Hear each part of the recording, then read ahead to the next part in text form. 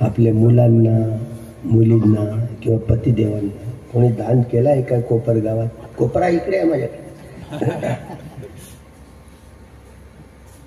कोणीतरी दान केलं आहे का? एकही हात उंच होत नाही. पण हे पारंपरिक पद्धतीने जसे कुटीर दान झालं ते हे प्रणीत प्रकारचं पुण्य होतं, उत्तम प्रकारचं पुण्य होतं, मोठा आधार असतो. यातून जी निरासक्तता, अनासक्तता, तिची जी वृद्धी होते, जी अनाथ पिंडकामध्ये झालेली आहे. एवढा पॉवरफुल व्यक्ती की तुझं भगवान बुद्धांच्या शास्त्रात महाउपासक म्हणून त्यांची गणना केली गेली. काहीच नव्हतं शेवटी पदरात. आता काय रोज काही नाही काही, म्हणजे 25 वर्षावास केलेला बुद्धांनी. पण आता काय त्याला शिल्लक काहीच दिसत नाही. घराच्या मागे जातो ते एवढी माती घेतो मुठभर. कमीत कमी ती माती, जी आनंद बोधी वृक्ष आहे ना, आनंद कुटी नाव ठेवलंय की ना, आनंद कुटी, तर ते भगवंताला माहिती होतं कालोगात हे बोधगयाचं बोधी वृक्ष नष्ट होणार आहे. तर आता फांदी वागवून घेतली आणि ते आनंद बोधी वृक्ष म्हणून श्रावस्तीला आजही आहे, ते उभं, आजही उभं आहे. त्यामुळं हे मोठं धम्माचं वैभव असतं. आनंद बोधी वृक्ष, आनंद सावलीसारखे राहिले, भगवंताच्या सावलीसारखे राहिले. उपस्थाक म्हणून एक कुटीसोण आणि आनंद शेवटपर्यंत सेवा केली. पण त्यांच्या जिवंत असेपर्यंत भगवंताच्या ते अर्हत्व नाही प्राप्त झाले. हा एकबीजी शोतापन्न असल्यामुळं बरं झालं महाकाश्यपांसारखा कल्याण मित्र त्यांना मिळाला, म्हणून त्यांना याच जीवनात अर्हत्व प्राप्त करायला मिळाले. भगवंत जिवंत असेपर्यंत त्यांना अर्हत्व फक्त केवळ शोतापन्न होते, केवळ शोतापन्न होते. तर बुद्धाला दान देणं, पचे बुद्धाला दान देणं, सावक बुद्धाला दान देणं, निर्वाण सत्वाला दान देणं, बोधिसत्वाला दान देणं, चक्रवर्ती सम्राटाला दान देणं, हे दानाचं फळ मिळतं. आम्ही भिक्षाटन करताना एखादा भिकारी दिसला तरी आमच्या भिक्षापात्रातलं तुमच्या घरचं मागितलेलं भोजन हे त्या भिकाऱ्याला नाही देता येत. आमचं दुष्कृत्य होतंय, दुष्कर्म होतंय. आपल्याला वाटतं ऐकायला किती सुंदर, थोडंसं दिलं तर काय बिघडतं असं आपण म्हणतो. धम्म आणि विनय हे माझे उत्तराधिकारी. धम्म विनयाच्या आधारावर बुद्ध शासन सुरक्षित राहतं, नाहीतर नाही. त्यावर निर्माण करण्यापेक्षा जतन करणं किती कठीण काम आहे. आणि जतन करण्याची ही जबाबदारी तुमच्या आमच्यावर आली. तुमचा आमचा आपला धार्मिक पिंड घडवून घेतला नाही, 1 इंच धम्म चळवळ पुढे जाणार नाही. 1 इंच हा मूळ मजबूत पाया आहे धम्मवानांचा, धम्मवतींचा. हा दानं दत्वा शीलं समाधीत्वा उपोसत कम्मं कत्वा तंग अस्सादेती अभिनंदंती. दानादी कर्म करून, उपोसत कर्म करून, जेव्हा आपण शमत भावनेच्या कम्मठणाचा अभ्यास करतो, विपश्यना भावनेचा कम्मठणाचा अभ्यास करतो, तेव्हा सम्यक ज्ञानाच्या आधारावर बरोबर करता आला तर बरं, नाही तर तुमचं काही नाही कर. 68 वर्ष उलटून गेलीत. एक तर दिसतं का आमच्यातला किंवा तुमच्यातला शोतापन्न की सकदागामी, अनागामी.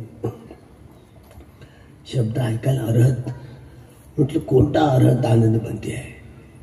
इकडल्या विभागात कुठला झाला होता का आनंद बनते? भगवंताच्या कालखंडातला जाय की दुसरा कोणी आहे अर्हत? आनंद बनते दुसरा अर्हत आहे का? तेच ना. म्हणजे इकडे कोणी आनंद बनते होत आहे का असं वाटायला लागतं. अर्हत बनते आनंद आहे ना. तर भगवंतांच्या काळाचं स्मरण झालं.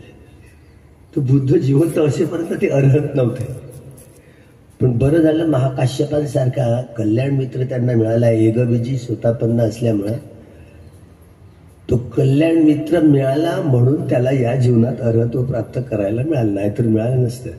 म्हणजे तुमचे 10चे 10 पारमितांचे घडे भरले असले तरी कल्याण मित्र तुम्हाला मिळाला नाही तर तुम्हाला फललाभ मुक्त होता येत नाही. मारबंधनांना तोडण्याचं धास्ते या कल्याण मित्रामध्ये असते. यालाच मार्गदर्शक म्हणतात. त्यामुळे या पुण्यकर्मातनं तुम्हाला योग्य असा मार्गदर्शक मिळून कुटीरदानात संघाला हे कुटीदान देऊन जे प्रणयित प्रकारचं पुण्य अर्जित केलं, संघ याची सद्धम माझ्या आधारावरच सुरक्षा करेल. मी काय हमी देणार आहे? कोण कुणाची हमी देते? आपला आपल्यावर विश्वास नाही आहे. तुमचा तुमच्यावर तरी विश्वास आहे का? कोणाचा कोणावरच विश्वास नाही. विश्वास कोणाचा असतो? ज्यांनी आर्य सत्याचा साक्षात्कार केलेला आहे, त्याला हा कॉन्फिडन्स असतो. आपण तुम्ही आम्ही सगळे कोरे कंगाल आहोत. आता अक्षर लिहायला सुरुवात केली, 68 वर्ष झाले तरी एक अचा पाढा लिहिता आला नाही. धम्मामध्ये प्रतिष्ठित होणं किती दुर्लभ आहे आणि ते योग्य अभ्यासाच्या अभावामुळे होऊ शकलं नाही. आणि तरी ही जबाबदारी तुमच्या आमच्यावरच आहे. तुमचं आमचं जीवन यासाठीच आहे. या वर्षावासाच्या कालखंडात काश्यप बनते 3 महिने वर्षावास केले. दिठ्ठे नवा सुट्टे नवा परिसंख्या नवा. आता ते अर्हत असले तर काही दोष करणार नाही, पण काळ्या डोईचा माणूस म्हणतो लय गुन्हेगार आहे. नमो तस्सन जसं मनात येईल तसं करतो. सगळीच माणसं, आम्ही काय तुम्ही काय. तरी देखील 3 महिन्याचं जे अधिष्ठान भिक्षूचं असतं, 6वा वर्षावास हा काश्यप बनतेंचा 6वा वर्षावास, त्याच्या समापनाला तेव्हा हा 6वा वर्षावास संपन्न होतोय. त्या 3 महिन्यात तुम्हाला काय उपाशी ठेवलं काय? उपासकांनी ठेवलंय. आता दुखतं कोठं सुखतं कोठं काय सांगणार? या 3 महिन्याच्या वर्षावासात जे अधिष्ठान असतं त्यात भगवंतांचं सैद्धांतिक आणि व्यावहारिक पक्षाची ठेवण योग्य ठेवून योग्य मार्गदर्शकाची भूमिका हे वठवण्याच्या अगोदर आपण स्वतःची परिशुद्धी आणि विशुद्धी, शीलशुद्धी, शुद्धशील, परिशुद्धशील, विशुद्धशील, शुद्ध समाधी, परिशुद्ध समाधी, विशुद्ध समाधी, शुद्ध प्रज्ञा, परिशुद्ध प्रज्ञा, विशुद्ध प्रज्ञा. ही शुद्धतेची प्रक्रिया एवढी आहे. विशुद्धी ही परिपूर्ण ज्यामध्ये परिपूर्णता परिशुद्धता ज्यामध्ये साठवली जाते. परिपूर्ण परिशुद्ध भगवंताचा हा सद्धम्म परिपूर्ण आणि परिशुद्ध आहे. त्यामध्ये जोडतोड करण्यासाठी तुम्हा आम्हाला तथागतांनी काही शिल्लक ठेवलेलं नाहीये. पण हे बरोबर आहे की नाही? बरोबर आहे की नाही? किती संदेह आहेत, किती विचिकित्सा आहे तुमच्या मनामध्ये. हे खरं असेल का? हे खोटं असेल का? आपण आपल्या बुद्धीच्या अंकानुसार, बुद्ध्यांकानुसार, बुद्धीला सीमा असते, प्रज्ञेला सीमा नसते. केवळ श्रुतमय किंवा चिंतनमय ज्ञानाच्या आधारावर कुणीही व्यक्ती शोथापन्न, सगदागामी, अनागामी वा अर्हत प्राप्त नाही होऊ शकत. पण बाबासाहेब झाले होते का अर्हत्व प्राप्त? झाले होते का? नाही ना. तिथे मुक्त झाले का? आता जे मुक्तच नाही झाले तर त्यांचा जन्म होईल की नाही?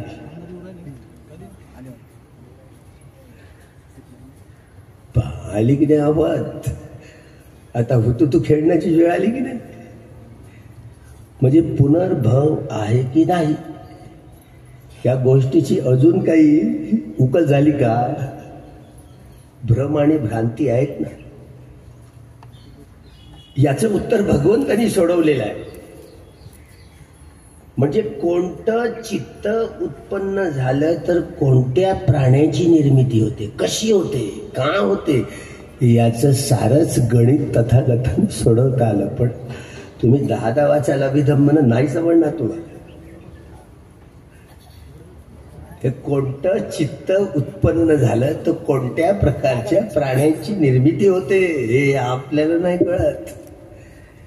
तुम्ही त्या 10 वाचाल ना तरी नाही कळलं. ते समजून घेण्यासाठी माझ्याकडे तुम्हाला यावं लागेल.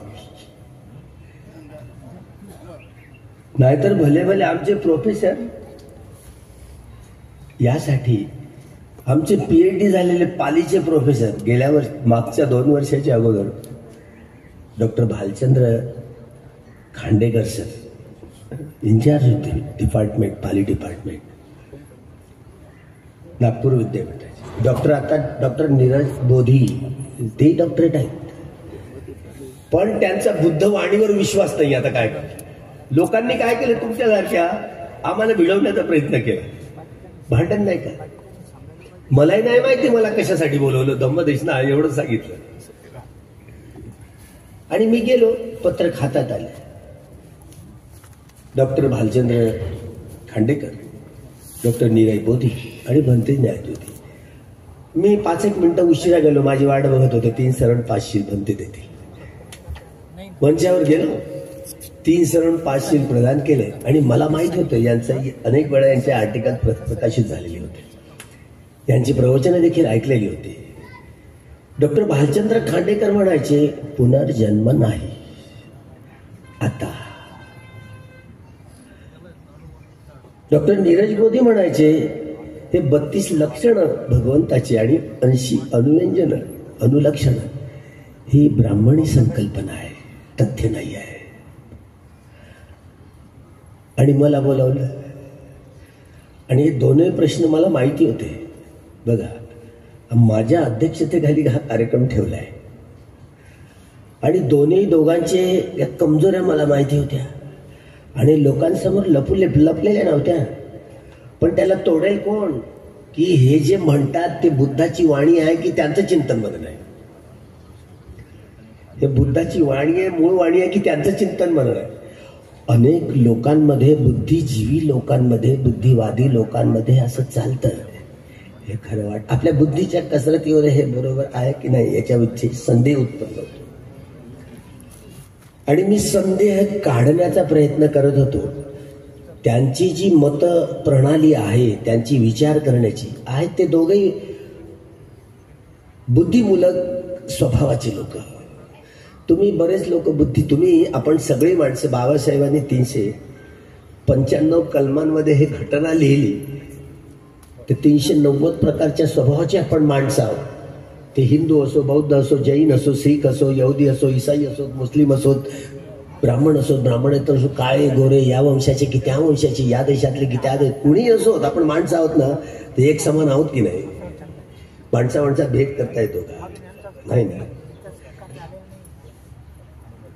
त्यामुळं हे त्रोटक असताना अजूनही तुमच्या मनात पुनर्जन्म आहे की नाही. बरं, आहे म्हणणाऱ्याने हात उंच करा, म्हणजे पुढे बोलायला बरं होईल.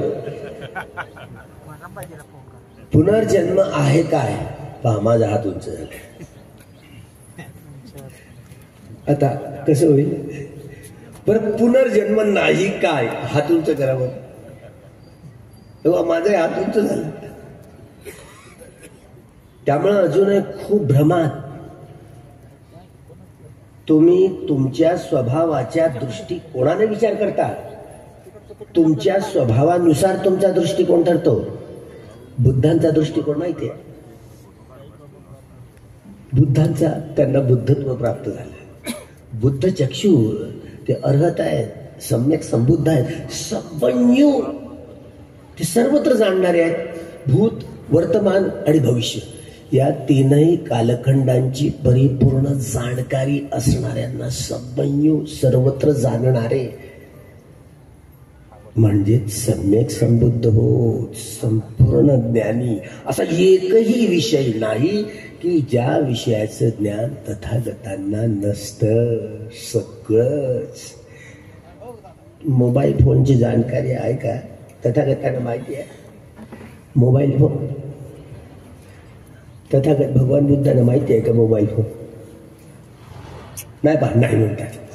म्हणजे यांना अगोदरच समजलं, कारण त्यावेळेला मोबाईल फोन होता का? चिल्लर वस्तू आहे, चिल्लर वस्तू. म्हणजे विज्ञानाची एवढी प्रगती झाली तर एलन मस्क म्हणतो, अरे जगातली कुठलीही मसूद आहे ना, हे ईव्हीएम पोरांचं खेळ नाही, ईव्हीएम पोरांचं खेळ नाही. आणि या देशाचे सरकार मात्र ईव्हीएम लादून आमच्या मूलभूत अधिकारांचं हनन करतं, देशाशी गद्दारी करतं, छेडछाडी करतं, लोकशाहीशी गद्दारी करते, लोकशाहीची अवहेलना होते. हरियाणाच्या निवडणुकीतनं आता सुप्रीम कोर्टाने सरकारवरही आणि निवडणूक आयोगावर नोटिसा बजावल्या. काही होणार आहे का? सुप्रीम कोर्टात एवढी हिंमत असेल ना, 121 या घटना या कलमानुसार सुप्रीम कोर्टाला एवढे अधिकार आहेत. हे लोकशाहीची पद्धत आमची आहे. बाबासाहेब बोलले, हे न्याय, स्वातंत्र्य, समता आणि बंधुभाव हे प्रियंबल मध्ये कोरले नाही, मानवी मूल्य आहेत. बुद्धांचे मानवी मूल्य या संविधानाचे प्रियंबल मध्ये, प्रस्तावनेमध्ये कोरले. आणि जगातल्या कुठल्याही राजकीय पार्ट्या घ्या ना, रिपब्लिकन पार्टीला सगळेच फिके आहेत, कारण रिपब्लिकन पार्टीच्या जाहीरनाम्यामध्ये न्याय, स्वातंत्र्य, समता आणि बंधुभाव, रक्ताचा एकही थेंब न सांडता जिथे न्याय, स्वातंत्र्य, समता आणि बंधुभाव या मानवी मूल्यांच्या आधारावर समताधिष्ठित समाज निर्मिती करणं, ही म्हणजे लोकशाही होय. ही पद्धती जगातल्या कुठल्याच राज्यशास्त्रज्ञांना एवढी प्रगल्भ लोकशाहीची व्याख्या नाही करता आली. आणि या मानवी मूल्यांनीच तुटले की मन जोडले जाऊ शकतात, दुसरं औषध नाहीये. हे डॉक्टर बाबासाहेब आंबेडकरांना समजण्यासाठी 35 वर्ष लागली. मनुस्मृतीचा काळा कायदा जाळून टाकून भगवान बुद्धांची प्रजासत्ताक लोकशाही या देशाला प्रदान बोधिसत्वांनी केली. हे जगातल्या कुठल्याच माणसाला शक्य झालं नाही, ते केवळ डॉक्टर बाबासाहेब आंबेडकरांना शक्य झालं. हे बोधिसत्वाचं महाकुशल चित्त आहे. तुम्हाला कोणाला समजलं? माझ्यापेक्षा तुम्ही हुशार नाही आहे, मला माहिती आहे. एवढ्याशा बुद्धीचे लोक, बुद्धी जरी चालते का तुमची? सम्मादिट्ठी ऐकायला किती बरं वाटतं. सम्मादिट्ठी, सम्यक दृष्टी. आपण त्या अर्थ काढतो योग्य दृष्टी, विवेक दृष्टी, वैज्ञानिक दृष्टी, सायंटिफिक आउटलुक, सगळं फेल. बघा, म्हणून बुद्धांचा आउटलुक कुठल्या विषयावर, व्यक्तीवर, स्थितीवर, रंगावर, रूपावर, आकृतीवर, कुठलाही जो समज आहे ना बुद्धत्व प्राप्त करणाऱ्या महापुरुषांचा हा दृष्टिकोन काय असतो? हे बोधी ज्ञान स्वप्रयत्नाने अनुसंधान केलंय की नाही? हे बोधी ज्ञान धारण करूनच आर्य सत्याचा साक्षात्कार केला जातो. हे बोधी ज्ञान मिथ्या नाही, ते सम्यक आहे. म्हणून संबोधी ज्ञान असं म्हटलं गेलं. संबोधी ज्ञानाची दृष्टी ठेवून काया, वाचा, मनाने कर्म करता यायला हवी.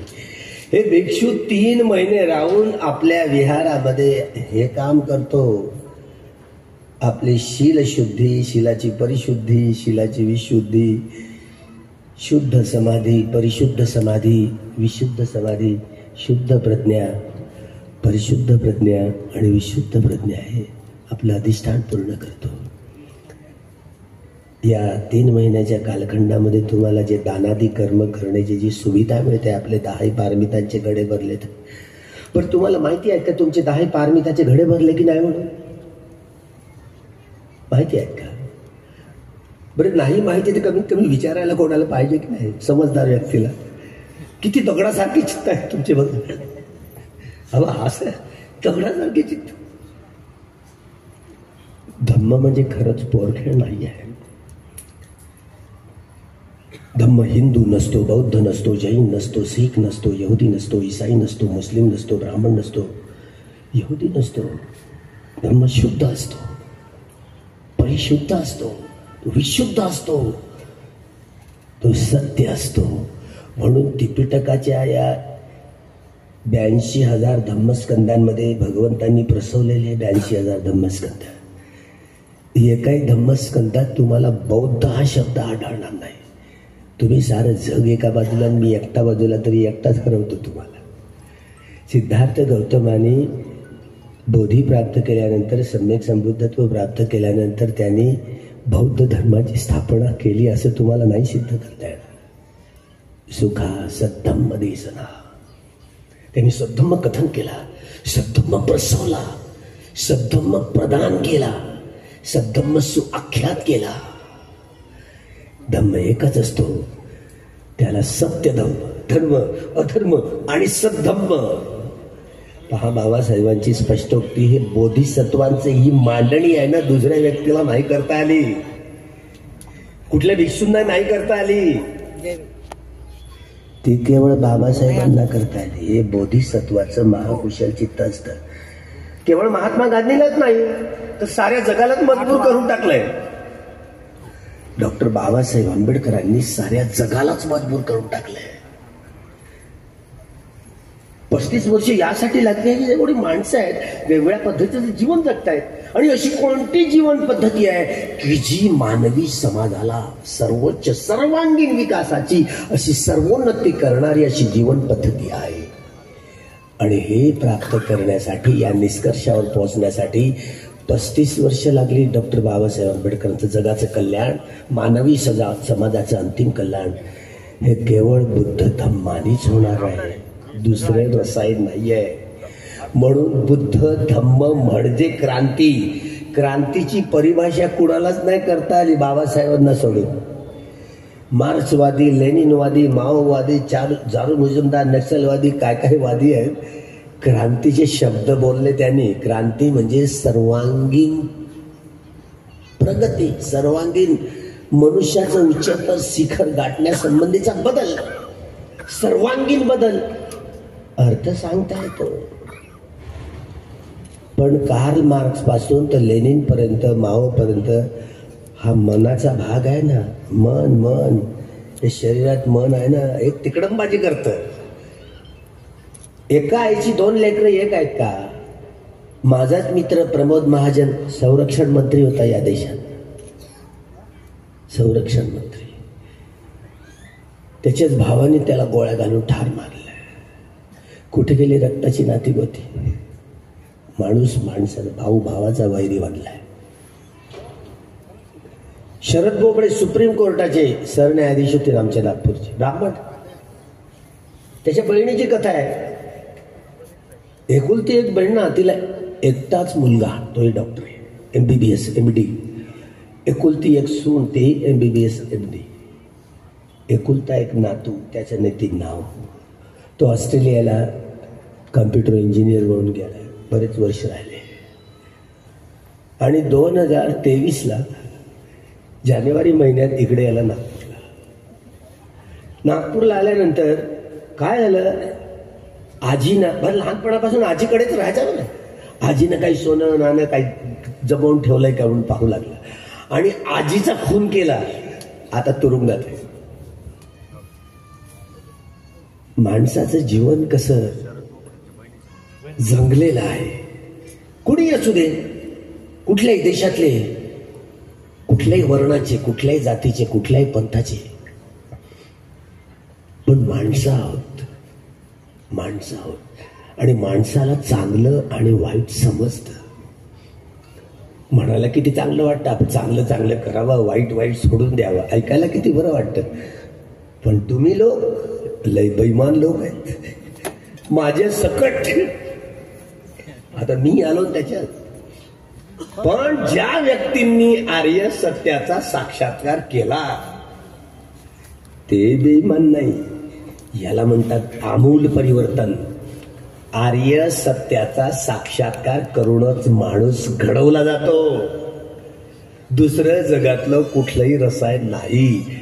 अशी व्यक्ती जी शोतापन्न सकदागामी अनागामी वा अरहत मार्गस्था फलस्थ अठ्ठपुरी सदुग्गाला, अशा व्यक्ती असतात जे आपली हानी होणार नाही, इतरांची हानी होणार नाही, आपला लाभ होईल, इतरांचा लाभ, अशीच कर्म करतात कायवाच्यामध्ये. दूषित कर्म त्या व्यक्तीला झोपूच शकत नाही, त्याच्या चित्तात येऊच शकत नाही. नितांत निर्मळ चित्तानं तो कायावाच्या मनाने काम करतो. याला म्हणतात रिव्होल्युशन. बुद्ध धम्म म्हणजे क्रांती, जो आमूल माणसाचं जीवनच बदलून टाकतो. तुम्हाला आम्हाला शुद्ध चित्ताने कायावाच्या मनाने कर्म करता येत नाही, तर शुद्ध परिणाम येईल का? आपण नेहमीच रागरंजित, द्वेषदूषित आणि मोहमुडीतून कायावाच्या मनाने कर्म करतो, म्हणून आपल्या घरात भांडी-कुंडी वाजतात. तुमचे नवरा बायकोचे तरी एकी आहे का? आहे का एकी? तेव्हा मुलू पाहतात नाही. आता काय सोडचिट्टी करायची वेळ आहे का? दोन व्यक्ती जगात एक नाही हो, आणि आम्ही सारं जग जोडायसाठी चाललो. कसं जोडणार आहे? बोधी, केवळ आणि केवळ संबोधी ज्ञान असं ज्ञान आहे. वैज्ञानिक ज्ञानाचा आधार घेतला, सायंटिफिक सोशलिझमची ही संकल्पना, कार्ल मार्क्सची ही भौतिकवादी संकल्पना केवळ माणसाला भौतिक वस्तू समजते. माणसाला भौतिक वस्तू समजणं म्हणजे हा मिथ्या धारणा आहे. एवढी मोठी घनघोर टीका बाबासाहेब करतात. द डिक्टॅटर्स ऑफ प्रोलेटारिएट, सर्वहाराची तानाशाही कोणाची असू दे, ही हुकुमशाहीच असते, अन्याय करणारी असते. म्हणून डॉक्टर बाबासाहेब आंबेडकरांनी हा मनूचा काळा कायदा जाणून भगवान बुद्धांची प्रजासत्ताक लोकशाही, आम्ही 2 आईची 2 लेकरं भिकू आम्ही तरी एक आहोत का? भिक्षू संघामध्ये जेव्हा असे ताणतणाव होत, तेव्हा एक लाकडाची पेटी ठेवली जायची, आणि त्या लाकडाची ओंडके मात्र पहिला मी ठप्पा मारायचो. लाकडाची ओंडकी, यांना शलाका असं म्हटलं जाईल. तशा शलाका ठेवल्या जाईल. तसे भगवंताचे केसांचा रंग आकाशासारखा निळा असतो. म्हणून हा समाज बदलण्यासाठी न्याय, स्वातंत्र्य, समता आणि बंधुभाव हे मानवी मूल्य प्रियंबल मध्ये कोरले. या प्रियंबलचा अंमल करण्यासाठीच वैभव केवळ रिपब्लिकन पार्टी ऑफ इंडिया या रिपब्लिकन पार्टीच्या जाहीरनाम्यामध्ये आहे. दुसऱ्या जगातल्या कुठल्याही पक्षाच्या जाहीरनाम्यात नाही.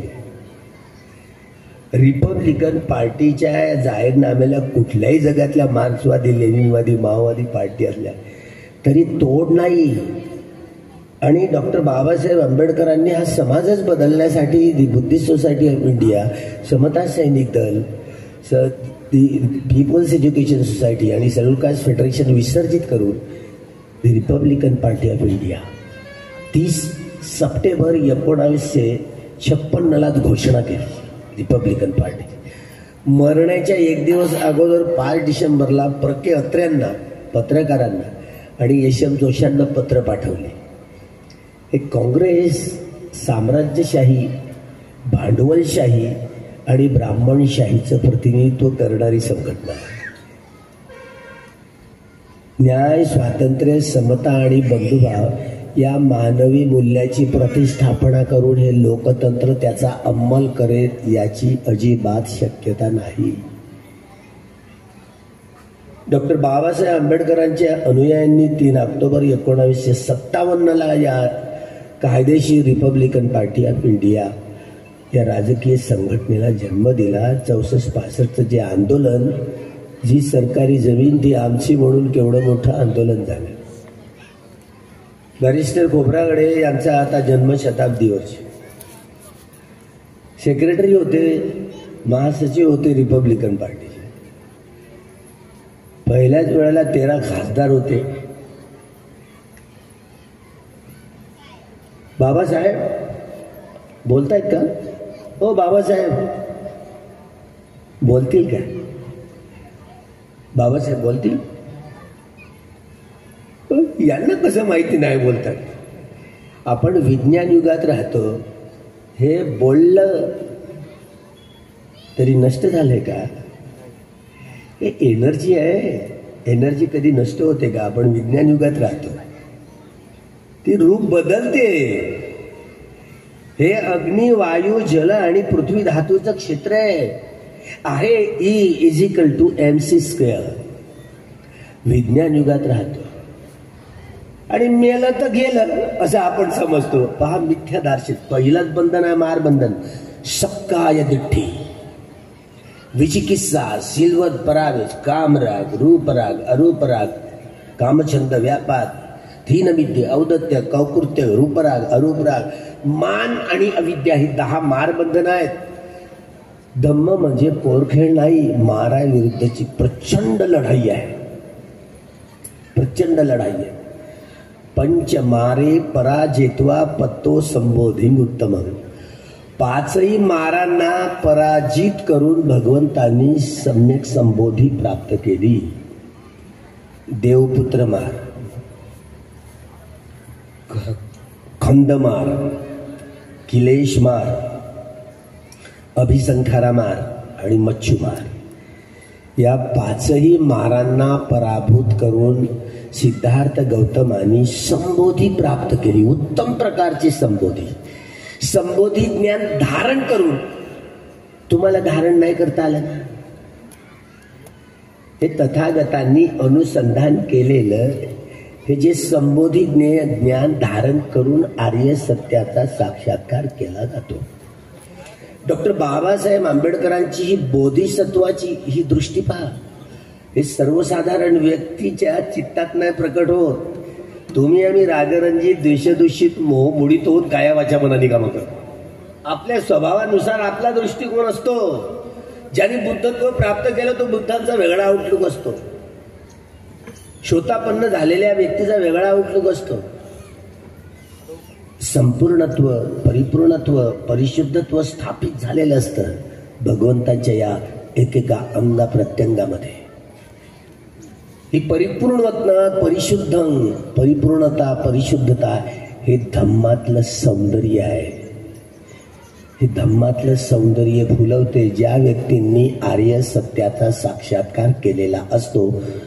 याला म्हणतात रिव्होल्ट, क्रांती. बुद्ध धम्म म्हणजे क्रांती. या शब्दांचं प्रकटीकरण केवळ डॉक्टर बाबासाहेब आंबेडकरांच्या या महाकुशल चित्तातनं प्रकट झालं. दुसऱ्याच्या चित्तात नाही उमटलं. ब्राह्मणवाद म्हणजे प्रतिक्रांती. माणसाला आमूलाग्र स्वभाव बदलतो. आपण कल्पना करतो ना, भगवंताच्या तथागतांच्या सद्धम्मामध्ये अंधभक्ती, अंधश्रद्धा, कर्मकांड, काल्पनिकतेला अजिबात स्थान नाही. तुमचे वैज्ञानिक एखादं संशोधन करताना कल्पनाचा आधार तरी घेतील, पण तथागतांनी काल्पनिकतेला आपल्या सद्धम्मात अजिबात स्थान दिलेलं नाही. तथता के सहारे चलने वाले तथागत हुआ करते. त्यांची डॉक्ट्रिन आहे, त्यांची संशोधनाची दृष्टी बघा. हे सगळं उत्पन्न झालंच कसं? कोणी निर्माण केलं? कसं निर्माण केलं? जेव्हा सम्यक संबोधी ज्ञान प्राप्त झालं तेव्हा या 3.5 हाताच्या कायेमध्ये जे आहे, जे बाहेर आहे ते आतमध्ये आहे, जे आतमध्ये आहे ते बाहेर आहे. म्हणजे काय आहे? आपल्याला हे शरीर दिसतं का? पण वैज्ञानिकांनी अनेक उपकरणं संशोधित करून आपण सिटी स्कॅन केलं तर सारं शरीर दिसतं ना. अंग प्रत्यंग पाहता येतं, एक व्यान पाहता येतं. मन दिसतं का? मनाला पाहण्यासाठी कुठल्याही तत्ववेत्यांनी अजूनही तसं उपकरण संशोधित केलेलं नाही आहे. त्यामुळे बामणं कशा हाताच्या रेषा पाहतात आणि आमचं म्हणणं तुमचं भविष्य, हे सगळेच मनोवैज्ञानिकांचे हे चिंतनमय ज्ञानाच्या आधारावरचे हे संकेत, हे अंतिम निष्कर्ष नाहीत. हे लोकीय ज्ञान आहे. हे लोकीय ज्ञान, त्याचा स्वभाव उत्पाद वयधम्मिनो, उत्पन्न होऊन नाश पावणं, हा निसर्गाचा स्वभाव आहे, धर्म आहे, नियम आहे. निसर्ग आपल्या नियमांनी चालतो.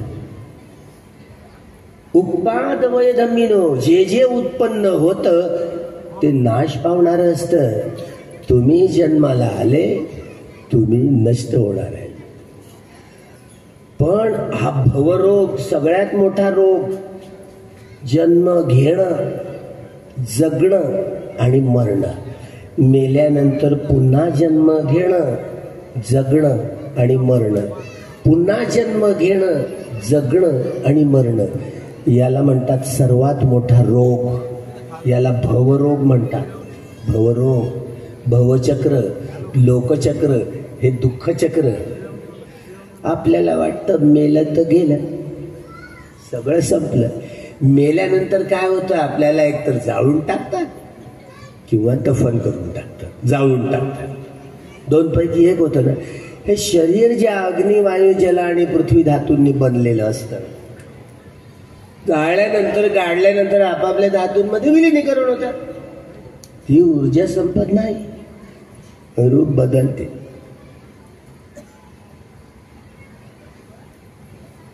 तुम्ही मेल्यानंतर तुमचा मृतदेह जास्तीत जास्त 24 तास ठेवतील, रडरड होतील. चला ना, कशाला ठेवताय आता, घाणवास येत ना. नेताय ना, जाळताय ना. मनाला थोडं जाळतो आपण. मन अगोदरच निष्ठून गेलेलं असतं, हे निष्ठून गेलेलं असतं. तुका म्हणे माझे मरण म्याची पाहिजे, त्यांनी आपलं मरण स्वतः पाहिलं. तुम्हाला कुठे पाहता आलंय? ईश्वर, परमेश्वर, आत्मा, परमात्मा या केवळ आणि केवळ मानवी मनाच्या निव्वळ कोऱ्या कल्पना आहेत, तथ्य नाही. आपण पुस्तक ग्रंथ वाचून या मान्यतेकडे, ही मान्यता स्वीकारतो आणि मानतो. जाणतो का? जाणणं आणि मानणं यामध्ये जमीन आसमानचा फरक आहे.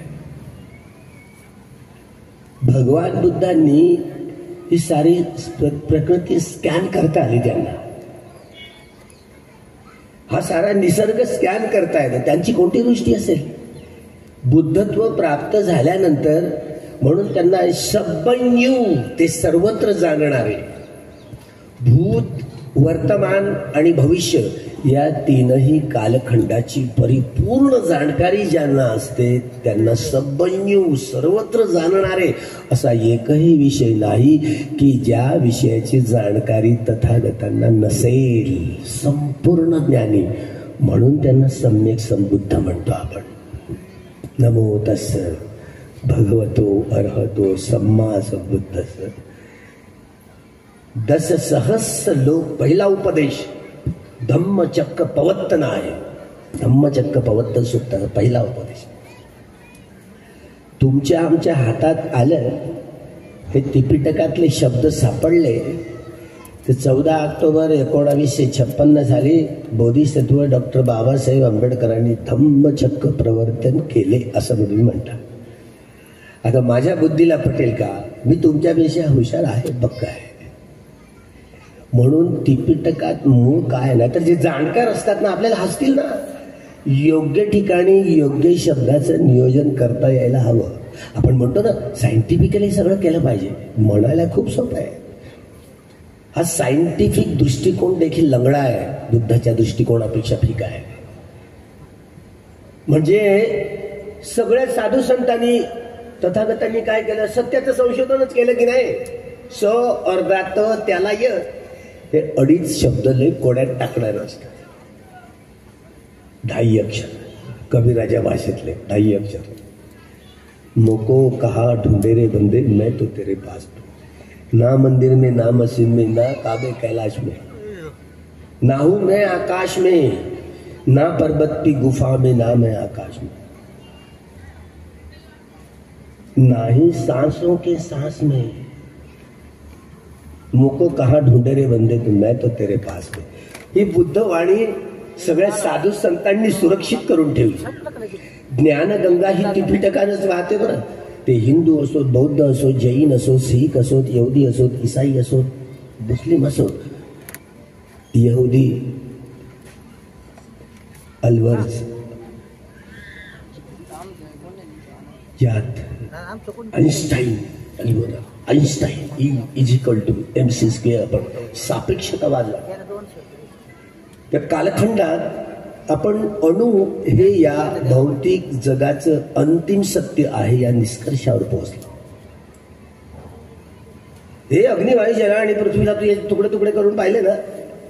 युरेनियम धातूपासून एका अणूपासून बॉम्ब बनवला. हिरोशिमा नागासाकी जळाली. आइन्स्टाईनला आनंद वाटला असेल. पण ते तेवढं लोक मेले तर. आता तर पुढे एवढी प्रगती झाली की 1968 पर्यंत हा समज होता. वैज्ञानिकांनी जी जी उपकरणं संशोधित केली त्या आधारावर हा वैज्ञानिक दार्शनिक दृष्टिकोन बघा. 1968 पर्यंत भौतिक जगाचं अंतिम सत्य अणु आहे असे सगळे मान्यता आहे. तुम्ही मानत होतो, मी पण मानणार. 1968 पर्यंत असा समज होता. 1968 साली अल्बर्ट लुईस या तत्ववेत्ता हा आलाय आणि बबल चेंबर नावाचं अनुसंधान केलंय. उपकरण यंत्र आहे.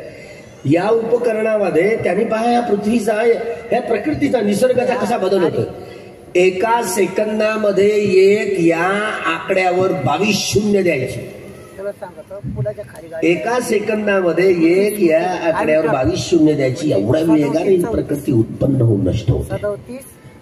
आता कसं गणित सोडवाले. बबलचे बुद्बुदे या सगळ्या प्रकृतीचे सजीव, निर्जीव, वनस्पती, प्राणी, सूर्य, चंद्र, तारे, आकाश, गंगा, नद्या, नाले, महासमुद्र सगळ्याचे तुकडे तुकडे तुकडे तुकडे तुकडे करून पाहिले. त्यांनी या अणूचेही या उपकरणाद्वारे बेबल चेंबर बुद्बुदे बबल म्हणजे बुद्बुदे बुडबुडे बुद्बुदे बुद्बुदे बुडबुडे बुडबुडे एका सेकंदामध्ये एक या आकड्यावर 22 शून्य द्यायची. एवढ्या वेगाने प्रकृती उत्पन्न होऊन नष्ट होते. पण म्हणजे परमाणू त्या अणूची फोड केली त्यांनी. न्यूट्रॉन, प्रोटॉन आणि भोवती फिरणारा इलेक्ट्रॉन. परमाणू हे भौतिक जगाचं अंतिम सत्य आहे. सारं जग स्वीकारतं. मी कशाला स्वीकारू. माझी बुद्धी आणि तुमची बुद्धी पहा, आहोत बुद्धिजीवी स्वभावातले, बुद्धिवादी स्वभावाचे. बुद्धीचा एक बुद्ध्यांक असतो आणि आपल्या बुद्ध्यांकानुसार आपण काम करतो. आपण आपल्या स्वभावानुसार आपला दृष्टिकोन व्यक्त करतो. आपण आपल्या स्वभावाचे गुलाम असतो. म्हणून आपल्या घरात तू तू मै मै, तेरी मेरी और हमरी तुमरीवर येतो. दोन व्यक्ती एक नाही. बरोबर आहे. भाषणात आला ना मोका, माईक हातात आलं तर स्त्रीमुक्तीच्या लय गोष्टी सांगतील माणसं. घरी गेल्या गप, पायातली वाहन पायात बरी, कपाळावरचं कुंकू, कानातली टापस, भिऱ्या, नाकातले नथनी मुकळे, गळ्यातली पोत, बाहुतले बावटे, हातातल्या बांगड्या, पाटल्या, पायातल्या पट्टी आणि जोडवी सुंदरतेचे लक्षण आहे का. सुंदरतेचे एक तरी देऊन बा बरं. तुमच्या नावाचं कुंकू इकडे परतून बघा. ते घेतील का. चल मैके चली जा म्हणते संध्याकाळी. आतापर्यंत आम्ही सुंदर दिसलो ना, आता तुम्ही सुंदर दिसा. एक तरी घेतील का. सौंदर्याचं लेणं समजतो ते मनू मानगुटीवर येऊन बसतोय. कधी कधी काळी पोट टाकून पांढरी वापरायला लागले. दारू तीच, फक्त लेबल बदललं. काय फायदा आहे का. म्हणजे माणसाच्या जीवनात सर्वांगीण बदल होणं, त्यांच्या भौतिक जीवनाची सजावट आणि त्यांच्या अज्जतंगवाबहित शारीरिक जीवनाची सजावट, मानसिक जीवनाची सजावट, मनातले विकार, हे 390 प्रकारच्या स्वभावाची तुम्ही आम्ही रागमूलक, द्वेषमूलक, मोहमूलक, बुद्धिमूलक, भयमूलक, वितर्कमूलक आपण आपल्या स्वभावानुसारचे आपले दृष्टिकोन असतात. आम्हाला जरी आपण माणूस म्हणून जन्माला आलो तरी माणसाला शोभेल असं माणसाचं वर्तन नाही आहे. शिकवावं लागलं, आपले शिकावं लागलं. Educate, agitate and organise. Educate म्हणजे शिका असं म्हणतो. शिका नाही, लर्न म्हणजे शिकावते. एज्युकेट म्हणजे शिकवा. तू एज्युकेट शिकवा. अजिटेट संघर्ष करा. कशासाठी. हा माझ्यातल्या कामतृष्णा, भवतृष्णा, विभवतृष्णा, तृष्णांचा सगळा पसारा आहे ना, हा रिमूव्ह करण्यासाठी, काढून टाकण्यासाठी, चित्त नितांत निर्मळ करण्यासाठी हे एजिटेट. असा हा संघ संघटित व्हा. असा संघ जर संघटित झाला, क्रम हा आहे. Educate, agitate and organise. असा संघ सुखो बुद्धानं उत्पादो, बुद्धांचे उत्पन्न होणं सुखदायी आहे. सुखा सद्धम्म देसना, सत्यधम्माची देसना ही सुखदायी आहे. सत्यधम्म भगवंतांनी या आर्य सत्याचा साक्षात्कार करून हा सद्धम्म धारण करून आपल्या मनाचा स्वभाव आमूलाग्र बदलला जातो. म्हणून क्रांती, माणूस घडवला जातो केवळ आणि केवळ बोधी ज्ञान धारण करून आर्य सत्याचा साक्षात्कार करूनच माणूस घडवला जातो. जगात दुसरं कुठलं औषध नाहीये. म्हणून जगाला, मानवी समाजाला युद्धाची नाही, युद्धाने नेहमी घराघरात, वस्ती वस्तीत, गावागावात, नगरानगरात, शहरात शहरात, राज्यात देशात, साऱ्या जगात युद्ध सुरू आहेत. युद्धाने नेहमीच मनुष्य समाजाची हानी झालेली आहे, ग्लानी झाली, अधपतन झालेलं आहे, लाभ नाही झाला. पण जगाचं, मनुष्य समाजाचं कल्याण केवळ आणि केवळ भगवान बुद्धाच्या सद्धम्मानेच होऊ शकतं, होणार. या निष्कर्षावर पोहोचण्यासाठी म्हणून 35 वर्ष लागलीत बाबासाहेबांना, 35. आणि म्हणून हा उपदेश केला. हा सद्धम्माचा प्रचार आणि प्रसार करण्यासाठी 4 प्रतिज्ञा, त्यांनी 56 ग्रंथ लिहिले. 56वा ग्रंथ हा शेवटचा, बुद्ध आणि त्यांचा धम्म, बुद्ध आणि धम्मा. 55 ग्रंथ लिहिले. सगळ्या ग्रंथांचे काहीतरी संदर्भ आहे, पण 56वा ग्रंथ काही संदर्भ नाहीये. त्रिपिटकाचा हा समग्र संक्षिप्त भाग आहे. गेल्या वर्षी म्यानमारला जाऊन आलो. त्रिपिटकाच्या घरामध्ये भगवंतांच्या वाणीतनं प्रसवलेले 82,000 धम्मस्कंद आणि 2,000 अर्हंतांच्या वाणीतनं प्रसवलेले 2,000 धम्मस्कंद, एकूण 84,000 धम्मस्कंदांमध्ये लिपिबद्ध झालेले आहे. ज्यामध्ये 21,000 धम्मस्कंद ही सुत्त पिटकातली, 21,000 धम्मस्कंद विनय पिटकातली आणि 42,000 धम्मस्कंद ही अभिधम्म पिटकातली आहे. परिपूर्ण परिशुद्धम, भगवंताची ही वाणी परिपूर्ण आहे. ही मूळ बुद्ध वाणी आहे. तुम्ही म्हणाल मागच्या वेळेला बरं झालं तरी ज्ञानदक्षित मध्ये इकडून फोन करायचे, म्हणते दलाई लामाला बोलव, भिक्षू संघात हर्षदीप कांबळ्यांनी मोठं कॉन्फरन्स बोलवलं भिक्षू संघात, त्यात दलाई लामांना बोलवलं. मी असतो तर काही खरंच नसतं बरं. डॉक्टर बाबासाहेब आंबेडकरांनी 4थी आणि 5वी जी प्रतिज्ञा आहे तो तोलानं मोलानं दिली. ईश्वराने अवतार घेतला यावर माझा विश्वास नाही. 4थी प्रतिज्ञा. 5वी प्रतिज्ञा भगवान बुद्ध हा विष्णूचा 9वा अवतार आहे. 9वा अवतार आहे. हा केवळ खोटारडा प्रचार आहे.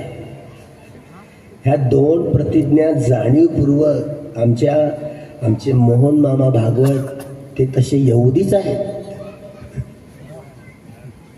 यहुदीच आहेत. त्यांचा रक्तगट तपासल्यावर माहितीच पडेल. पण ज्ञान पिपासू ज्याला म्हणतो ना आपण, ज्ञानाचा हा अर्क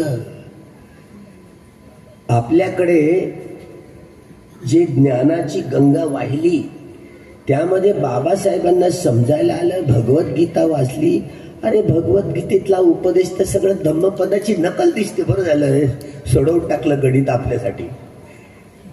भगवद्गीता म्हणजे दुसरं तिसरं काहीही नसून धम्मपदाची नकल आहे. ज्ञान हे त्रिपिटकात घसरत आलं सगळ्याच संप्रदायामध्ये. त्यामुळे हा धम्म, अधम्म आणि सद्धम्म हे बाबासाहेबांना जी मांडणी करता आली ती दुसऱ्या कुठल्याच व्यक्तीला नाही मांडणी करता आली. धम्म नियम, कम्म नियम, आहार नियम, उतोज नियम, या चित्तज नियम, या नियमांनी ही प्रकृती चालते आहे. तुमचं आमचं ऐकेल का? आणि वैज्ञानिक लोक वेगवेगळी उपकरणं करून हे संशोधन करतात. अल्बर्ट लुईस या तत्ववेत्यांनी परमाणु ह्या अणूचा 36वा भाग आहे असं बोलले. 36वा भाग आहे. परमाणु हा अणूचा 36वा भाग आहे. तुकडे तुकडे करून पाहिले. अजून 36वा भाग आणि ऋणाची संख्या भरपूर आहे. त्यामुळे हे अंतिम सत्य होऊ शकत नाही. प्रकृतीचं हे अंतिम सत्य होऊ शकत नाही. अजून अनेक वैज्ञानिक पुढे येतील आणि या परमाणूची तोडफोड करतील. भगवंताचं संशोधन काय, कोणतं उपकरण होतं भगवंताकडे? संबोधी ज्ञानाचं, बुद्धत्वा प्राप्त झालीची दृष्टी. भौतिक जगाचं अंतिम सत्य अट्टकलाप आहे. हा शब्द हा भगवंतांनी योजलेला शब्द आहे. अट्टकलाप म्हणजे काय? हे आकाश धातूला महत्व देत नाही. दोन कलापांमधली जी पोकळी असते ती सूक्ष्म दर्शन असतं आकाश धातूचं. हे निळा निळा रंग दिसतो, इथे तसाच असतो. त्यामुळं अट्टकलाप म्हणजे काय? अग्नी, वायू, जल आणि पृथ्वी धातू आणि त्यांचे 4 गुण. या 8ही कलापांनी मिळून बनलेला सूक्ष्माती सूक्ष्म कण की ज्याचं संश्लेषण, विश्लेषण, विघटन आणि विभाजन करतात येणार नाही, अशा अतिसूक्ष्म कणाला अट्टकलाप असं नाव दिलेलं आहे. अजूनपर्यंत कुठलाही वैज्ञानिक भगवंताच्या पर्यंत या निष्कर्षापर्यंत पोहोचलेला नाही. तुम्ही माना अल्बर्ट लुईस, मी कसा मान, माझ्या बुद्धीला नाही पडत. भगवंतानी हे शरीर ज्या अग्निवायू जलाने बनलेलं असतं, जल आणि पृथ्वी धातून कोणी बनवलेलं असतं? तुमच्या आईवडिलांनी बनवलं काय शरीर? कोणी बनवलं हे शरीर? तुमचं आमचं बनवलंय. कोणी बनवलं? ईश्वराने बनवलं की परमेश्वराने बनवलं? हे आत्म्याने बनवलं की काय परमात्म्याने बनवलं? या सगळ्या मानवी मनाच्या निवड कोऱ्या कल्पना आहेत, तथ्य नाहीये. भगवंत या निष्कर्षावर कसे पोहोचले? विपश्यना या कम्मठानाचा अभ्यास करून या प्रकृतीला स्कॅन केलं, सगळं पाहिलं. माझा विश्वास नव्हता. पहा साहित्यात वाचलं हे स्कॅन करून पाहिलं. कसं मला काय दिसलं नाही तर मी खोटं मानीन का? बघा, आपली दृष्टी लय अपूर्ण, याला मिथ्या अंडरस्टँडिंग म्हणतात, मिथ्या धारणा. म्हणून सक्काय दृष्टी हे मारबंधन असतं. आपली दृष्टी सक्काय दृष्टी आहे. ही योग्य दृष्टी म्हणा की विवेक दृष्टी म्हणा की सायंटिफिक दृष्टी म्हणा, ह्या सगळ्या दृष्टी सक्काय दृष्टीमध्ये मोडणाऱ्या आहेत, त्या बदलणाऱ्या असतात. पण तथागताची सम्यक संबोधी ज्ञानाची दृष्टी ही नित्यतेची असते. कारण त्यांनी नित्य धातूचा आविष्कार केलेला असतो. नित्य म्हणजे निब्बाणं परमं सुखं. हे भौतिक जगताची अंतिम सच्चाई म्हणजे परमाणू, हे अंतिम सत्य आहे. हे उदयवे होणार आहे, हे परमार्थ सत्य आहे. हे शरीर आपलं मन बनवतं ना, इथे ईश्वर, परमेश्वर, आत्मा, परमात्म्याची काहीच गरज नसते. पण माणूस किती काल्पनिकतेमध्ये रमण करतोय. तथ्यात नाही राहतो. सगळी माणसं म्हणून मोठे जपी तपी त्यांच्या कालखंडात 62 प्रकारच्या शाश्वततावादी वा उच्छेदवादी लोक होते. माझा स्वभाव बुद्धिवादी स्वभाव. माझ्या बुद्धीच्या कसोटीवर पटलं तर मी मानेन, नाही पटलं तर. बुद्ध आणि त्यांचा धम्मग्रंथ वाचन करताना सिद्धार्थ गौतमाचं लहानपणचं नाव काय होतं? सिद्धार्थ गौतमाचं लहानपणचं नाव माहिती आहे का? सिद्धार्थ गौतमांचं लहानपणचं नाव दामोदर धर्मानंद कोसंबी. वर्ध्यात समाधी आहे त्यांची. त्यांनी त्यांच्या ग्रंथात लुंबिनीमध्ये असलेला जो स्तंभलेख आहे, त्या स्तंभलेखामधली ती धम्मलिपीतली अक्षरं त्यांनी त्यांच्या ग्रंथात कोरली. त्याचं भाषांतर करून वाचन केलं. तिथे त्या धम्मलिपीचे अक्षर, त्याचं नाव सुकिती सापडलं. काय? सुकिती. असं डॉक्टर राजेंद्र प्रसाद सिंह जे भाषाविद आहेत, ते या निष्कर्षापर्यंत पोहोचले की संस्कृत भाषेला लिपीच नाहीये. संस्कृत भाषेला लिपीच नाहीये. ती धम्मलिपीच्या उरावर उभी झाली. आणि तेच आम्हाला सांगायला लागल्या काय सगळ्या भाषेची जननी म्हणे संस्कृत. उलटा चोर कुतवाल को डाटो. उलटा चोर कुतवाल को डाटे. तुम्ही मोहेंजोदडो आणि हरप्पाला जाऊन पहा. आम्ही जाऊन आलो, पाहून आलो.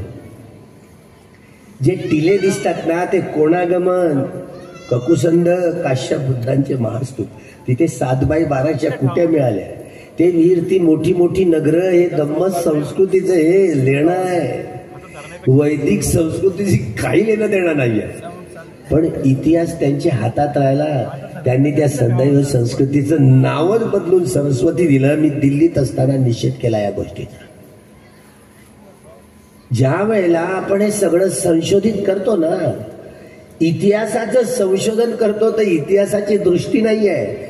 डॉक्टर बाबासाहेबांना हे कळलं की या देशात प्रतिक्रांती झाली, हे दुसऱ्या कोणत्या व्यक्तीला कळलं? धम्म संस्कृतीचं एवढं वलय होतं. आम्हाला सांगितलं जातं राम रावणाच्या कथा आमच्या माथी मारल्या जातात.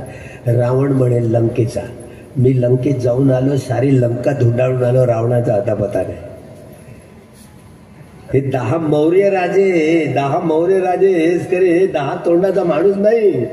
हे जे 10 मौर्य राजे आहेत ना, हेच रामरावणाचं प्रतीक. हा असली राम बाबासाहेबांनी सांगितला, असली राम पुष्यमित्र शुंभच आहे, ज्यांनी या साकेत नगरीचं नाव बदलून अयोध्या ठेवलंय. हा असली राम आहे. ज्या दिवशी सम्राट अशोकाची धम्म दीक्षा झाली, तो दिवस म्हणजे धम्म विजय दिवस, विजयादशमीचा दिवस.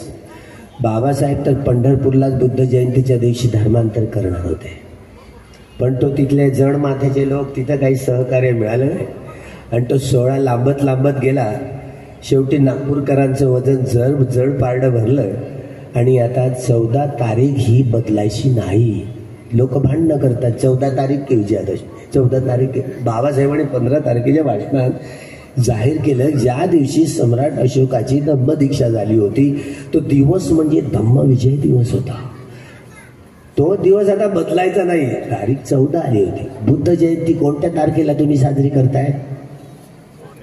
दरवर्षी बदलते, तर वैशाख पौर्णिमेलाच करताय की नाही? आता बुद्धिस्ट कॅलेंडर नाही, फसलो. ते इंग्रजी कॅलेंडरचं अजूनही आपण पालन करत राहतो, पुन्हा फसू. त्यामुळे झगडे लोक करतायत, ठीक आहे, झगडे लोक करतायत, भांडणं करतायत. 14 ऑक्टोबर की विजयादशमी. ज्या विजयादशमीच्या दिवशी, धम्म विजयाच्या दिवशी सम्राट अशोकाची दीक्षा झाली, तोच दिवस हेरला आणि पुष्यमित्र शुंगांनी हा शेवटचा धम्मराजा सम्राट अशोकाचा पळणा, तो बृहद्रथ 2च वर्ष राज्य केले. त्यांची शस्त्र हिसकावली, त्यांना नजरबंद केलं, 15 दिवस तब्बल नजरबंद केलं. तुम्ही जाऊन पहा अशोकारामामध्ये आजही पाटलीपुत्र, जिथे पाटलीपुत्र अभिस्तंभावर लिहिलेलं आहे. महावंश या अनुपिटकावर पृष्ठ नंबर 183 वर लिहिलेले पहा. काय लिहिलंय? 3ऱ्या महासंगायनानंतर, ज्या वेळेला भगवंताच्या महापरिनिर्वाणानंतर सम्राट अशोकाने एक नागलोकात होता, एक देवता लोकात स्तूप होता, तो तर खोलू शकले नाही, पण 6 मोठे महास्तूप खोलून त्यांचे 84,000 समविभाग केले. आणि सबंध या जम्बूद्वीपामध्ये एकाच वेळेला 84,000 महाविहारांमध्ये भगवान बुद्धांच्या धातूंची प्रतिष्ठापना झाली. ती कार्तिक अमावस्येला झाली. तोच दीपदानोत्सव, तेल प्रज्वलन, तेलाचे दिवे प्रज्वलित करून बुद्धांच्या स्तूपांची पूजा केली एकाच वेळेला. तो दिवस म्हणजे कार्तिक अमावस्येचा दीपदानोत्सव होता. त्याच दिवशी हत्या केली सम्राट बृहद्रथाची, म्हणून लोक निराश झाले. पण हा दीपदानोत्सव 84,000 महास्तूपांची कार्तिक अमावस्येच्या दिवशी एकाच वेळेला 84,000 महास्तूपांची पूजा. घनसार दीपेन तमधंसिना तिलोक दीपं संबुद्धं पूजयामि तमोनितम. तुम्ही संस्कृतमध्ये ऋग्वेद, सामवेद, यजुर्वेद, अथर्ववेद, रामायण, महाभारत, मनुस्मृती, श्रुती, वेद काही वाचा, कुठली तरी एक तरी ऋचा माझ्याकडे आणून द्या, ज्या ऋचेमध्ये तेल प्रज्वलन, तेलाचे दिवे प्रज्वलित करून पूजा करण्याचे संकेत कुठल्याच ऋचेत नाही आहेत. उलट आपण रोज म्हणतो घनसारप्प दीपेन तमधंसिना तिलोक दीपं संबुद्धं पूजयामि तमोनितम. 84,000 महास्तूपांची एकाच वेळेला पूजा केली गेली. तेव्हा बुद्ध धम्मंच्या संगम सुगत अनुभवा धातु गब्धे लंकाय जम्बुदीपे तिनस पुरवरे नागलोके चतुपे सभ्ये बुद्धस्य बिंबे सकल दस दिसे केस लोमादि धातु वंदे सभ्येपि बुद्धं दशबलतं जं बोधि चेत्यं नमामि वंदामि चेत्यं सप्पं सप्पठाणे सुपतिष्ठितं शारीरिक धातु महाबोधि बुद्ध रूपं सकलं सदा. हे सर बुद्ध रूप म्हणून त्याची पूजा केली. जे जे त्या 84,000 जे स्तूप होते, महास्तूप होते, त्या महास्तूपाकडे जे जे गेले पांढरे कपडे घालून तुमच्यासारखे, त्यांनी पूजा केली. पण जे गेले नाहीत तर घराच्या अंगणात सडा सारवण करून शेणाचा स्तूप बनवलाय. दिवाळीच्या दिवशी करतात की नाही लोक? आता तुम्ही करणं बंद केलं. आता आपल्याला आपलं आहे की काय माहिती. 15 दिवसांनी येणाऱ्या सगळ्या सणावारांचं एवढं विकृतीकरण झालं, आपल्यालाच काही कोणं माहिती नाही पडत. आपल्याला नाही परत. त्यात अभिलेखामध्ये पाटलीपुत्रच्या सम्राट अशोकाचा मुलगा महेंद्र, त्याची प्रवज्यात महादेव नावाच्या अर्हत स्थवीर भिक्षूंकडून झाली. अर्हत 3ऱ्या महासंघात, तिथेच अशोकरामामध्ये लिहिले आहे अभिस्तंभावर, तिथे लिहिले आहे 3ऱ्या महासंघानंतर महादेव नावाच्या अर्हत भिक्षूला महिषा मंडलाला पाठवलं. पचमढी म्हणतात ना, पचमढी जाऊन आलो, पाहून आलो, लेण्या बंद आहेत त्या. तिथे पुरातत्व खात्याचे बोर्ड लागलेले आहेत, त्या बुद्ध लेण्या. महादेव नावाच्या अर्हत स्थवीराच्या उपस्थितीत त्या लेण्या बांधल्या गेल्या. हे असं धम्मलिपीत लिहिले. आता काय करू, महादेवाला जाऊ नये का? ते आपलंच आहे हो. 5ही लेण्या आहेत ना आपल्या, तिथे धम्मलिपी बुद्ध लेण्या आहेत, ते दरवाजे बंद करून आहेत. आता आपलं दुर्लक्ष झालं. बाबासाहेबांनी ब्रह्मा विष्णू महेश यांना विष्णुदेव मानणार नाही, त्यांची आपलं दुर्लक्ष झालं. पण त्यावर कब्जा करायला जावं लागणार आहे.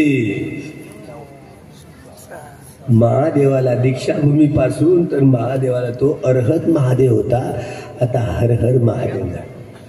म्हणजे त्याला बामणांनी, शेंडीवाल्यांनी शंकर भगवान करून त्याला जंगलात कोंबून टाकलं.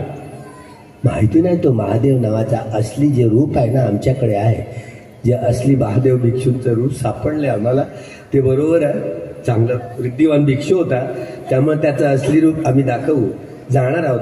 पण ज्या दिवशी एकाच वेळेला जो 84,000 महास्तूपांची म्हणजे युवन चुडामणी नावाचा देवता लोकांमध्ये स्तूप आहे. आता तुमचा विश्वास नाही. बाबासाहेब मेले तर गेले. मी विचारलं, तुम्ही एवढीशी बुद्धी, तुमचे काय विचार तेवढी काय करताय?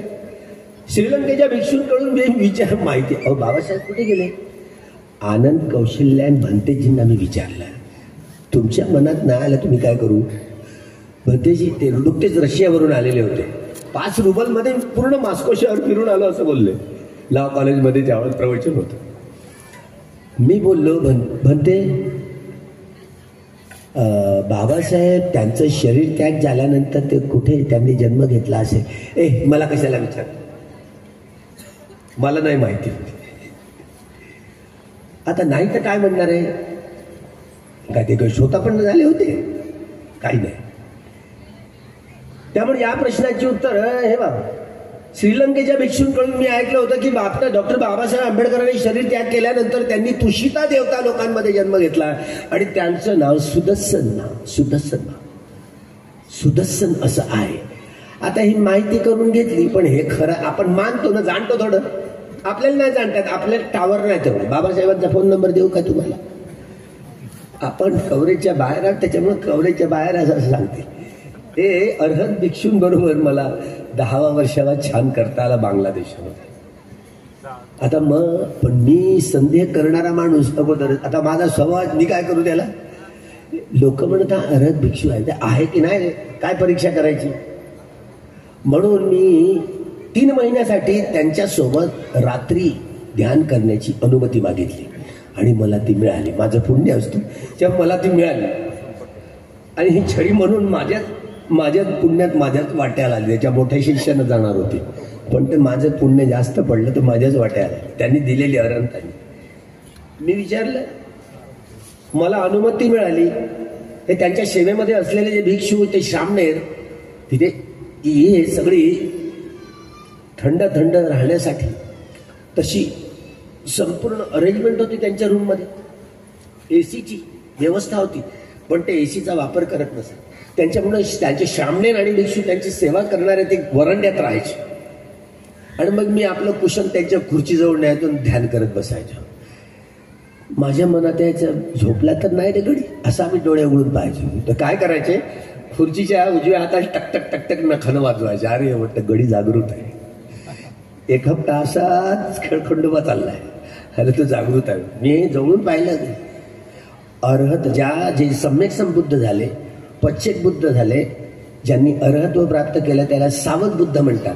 या तीनही बुद्धांनी हा रोग कायमचा गाडून टाकलेला असतो. झोप, ज्याला थीनमिद्ध म्हणतात. शारीरिक आणि मानसिक आळस हे मारबंधन आहे. ज्या व्यक्तींनी अर्हत्व प्राप्त केलेलं असतं, पश्चेक बुद्ध सम्यक संबुद्ध झाले असतं, झोप त्यांना घेण्याची गरज नसते. आणि तुम्ही आम्ही म्हणून मी परीक्षण करत होतो झोपतो की नाही गडी. आणि मरण पावल्यानंतर त्यांचं परिनिर्वाण झाल्यानंतर एक लक्षण, त्यांच्या बोटाची नख वाढत असतात, त्यांचे केसही वाढत असतात. हे मी प्रत्यक्ष पाहिलं. एवढंच नव्हे, त्रिपिटकात वाचताना एवढी ही शुद्धीची प्रक्रिया. बुद्ध आहेत. बुद्धाची संपूर्ण संबोधी प्राप्त झाल्यानंतर त्यांची काया एवढी शुद्ध झाली, विशुद्ध झाली, त्यांचं शरीरही एवढं शुद्ध झालं. त्यांच्या डोळ्यातल्या चिपळाचा असो, कानातल्या मळाचा असो, नाकातल्या शवळाचा असो, थुक्याचा असो, युरिनचा असो, मूत्राचा असो की संडाचा असो, दुर्गंध यायचा नाही दुर्गंध. आम्ही आंघोळ करून दिली भंतेची. आता मी पहिल्यांदा आंघोळ करायला गेलो तर ते एक सामने होते, भंतेची या म्हणे. मला संधी दिली, त्यांनीच बोलावलं, त्या भंतेनं बोलवून घेऊन येऊन मला आंघोळ करायची संधी मिळाली. आता ते हमाम बिमाम बिनावाशीचं बिना गंध सुगंधाचं नाही का, ते हमाम बिमाम आम्ही लावलं असं आणि बस पुसलं. तर आम्ही टिश्यू पेपरनं त्याचं अंग पुसायचो. आता ते लोकांची उपाशी गर्दी टिश्यू पेपर आम्ही फेकायचो त्यांच्यावर गर्दी. लोक इथे काय बाबाबाजीचं चालतं नाही असं मला वाटायला लागलं. तो टिश्यू पेपर अजूनही माझ्याकडे एक आहे, तो अजूनही त्याचा सुगंध गेला. म्हणजे ज्या व्यक्तींनी अर्हत्व प्राप्त केलेलं आहे, बुद्धत्व प्राप्त केलेलं आहे, त्याचं शरीरही एवढं शुद्ध असतं, मनही एवढं शुद्ध शरीर आहे. म्हणून त्यांच्या विष्ठेची, म्हणजे ज्यांना संडासला नेताना मी परखानच पाहत होतो, पण त्याच्या विष्ठा एवढा सुगंध कसा चालतो बा. आपल्या संडाचा आपल्याला सुगंध तरी सहन होते का. आता आपल्याच कडे जाऊ द्या म्हणतो. म्हणजे एवढी ही परिशुद्धीची प्रक्रिया, परिपुण्यं परिशुद्धं. मेलेल्या त्यांना औषध लावून नाही आहे. आता मृतदेह आहे त्यांचा, पण त्याच्या मृतदेहाचा सुगंधच चालतो आता. आणि तुम्ही मरू द्या. अरे किती सडणारी काय आहे, किती अनित्य आहे. ज्या व्यक्तींनी नित्य धातूचा साक्षात्कार केला, कसा करायचा तर आपण अनभिज्ञ आहोत. या मागच्या वर्षी 7व्या संगायनाची घोषणा केलेली आहे. वेगवेगळ्या देशात जाऊन आलो. हा सद्धम्म धारण करण्यासाठी जे 40 प्रकारचे शमत भावनेचे कम्मठठाण आहेत, त्या कम्मठठाणाचा अभ्यास करण्यामध्ये खूप गोंधळ आहे. एकीत एक नाही, नक्कीच नाक नाही अशासारखं. विपश्यना या कम्मठठाणाचा अभ्यास करण्यामध्ये एवढा गोंधळ आहे. आणि मी विजयाची दांडी मारली असं समजायचं. त्यात जवळपास 18 देशाचा भिक्षू संघ. त्या कॉन्फरन्समध्ये मी यासाठी वरचढ झालो, किती विभिन्नता, धम्म धारण करण्यासाठी किती विभिन्नता आहे.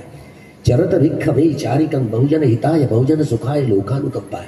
हा उपदेश ज्यांनी 6 प्रकारच्या अभिज्ञा प्राप्त केल्या त्यांच्यासाठी होत्या, ज्या अर्हंत प्राप्त करून एका दिशेला एकटा भिक्षू जाईल. ज्या कुठलाही व्यक्ती असो, ज्या स्वभावाची जी व्यक्ती असली तसं ते कम्मठठाण देत असत. आनापान सती आणि तर 40 प्रकारचे जे कम्मठठाण आहे शमत भावनेचे, खणिक समाधीपासून उपचार आणि उपचारपासून अर्पण समाधीपर्यंत पोहोचण्याची सारी प्रक्रिया पूर्ण करते. अभ्यास करून घेत आणि त्या आधारावर विपश्यनेचे हे 10 ज्ञान समजावून सांगत. मारबंधन तोडण्यासाठी हे 10 विपश्यनेचे ज्ञान, संमर्शन ज्ञान. म्हणजे हे शरीर जे अग्निवायू जल आणि पृथ्वी धातूने बनलेलं आहे. मनाचे 4 डोळ्यांनी पाहणारे, कानाने ऐकणारे, नाकाने सुंगणारे, जिभेने रस चाकणारे, शरीराला स्पर्शाने करणारे, चिंतन मनन करणारे बाह्य मन आहे. हे बाह्य मन आहे. अंतर्मनाचे 4 स्कंध, वेदना, संज्ञा, संस्कार आणि विज्ञान. संक्षिप्तेन 5 उपादान खंडापि दुःख. संक्षिप्तपणे 5 उपादान आसक्ती. हे मनाचे 4 स्कंध. आणि हे रूप म्हणजे काय, याविषयी किती मी माझं सारं डोईवर होतं. आपलं शरीर तरी आपलं आहे का, आपलं मन तरी आपलं आहे का, काही नाही. म्हणून तुम्हाला 3 सरण 5 शील ग्रहण करताना काया वाचा मनाने ग्रहण करावं लागतं. तुम्ही कायद्वारे बोलले, वाचेद्वारे बोलले, मनाद्वारे बोलले का? अनित्य लक्षण सब्बे संखारा अनित्याती, सब्बे संखारा दुःखाती, सब्बे धम्मा अनत्ताती, यदा पඤ्ඤाय पश्यति अथ निब्बिन्दति दुःखे एष मग्गो विसुखिया.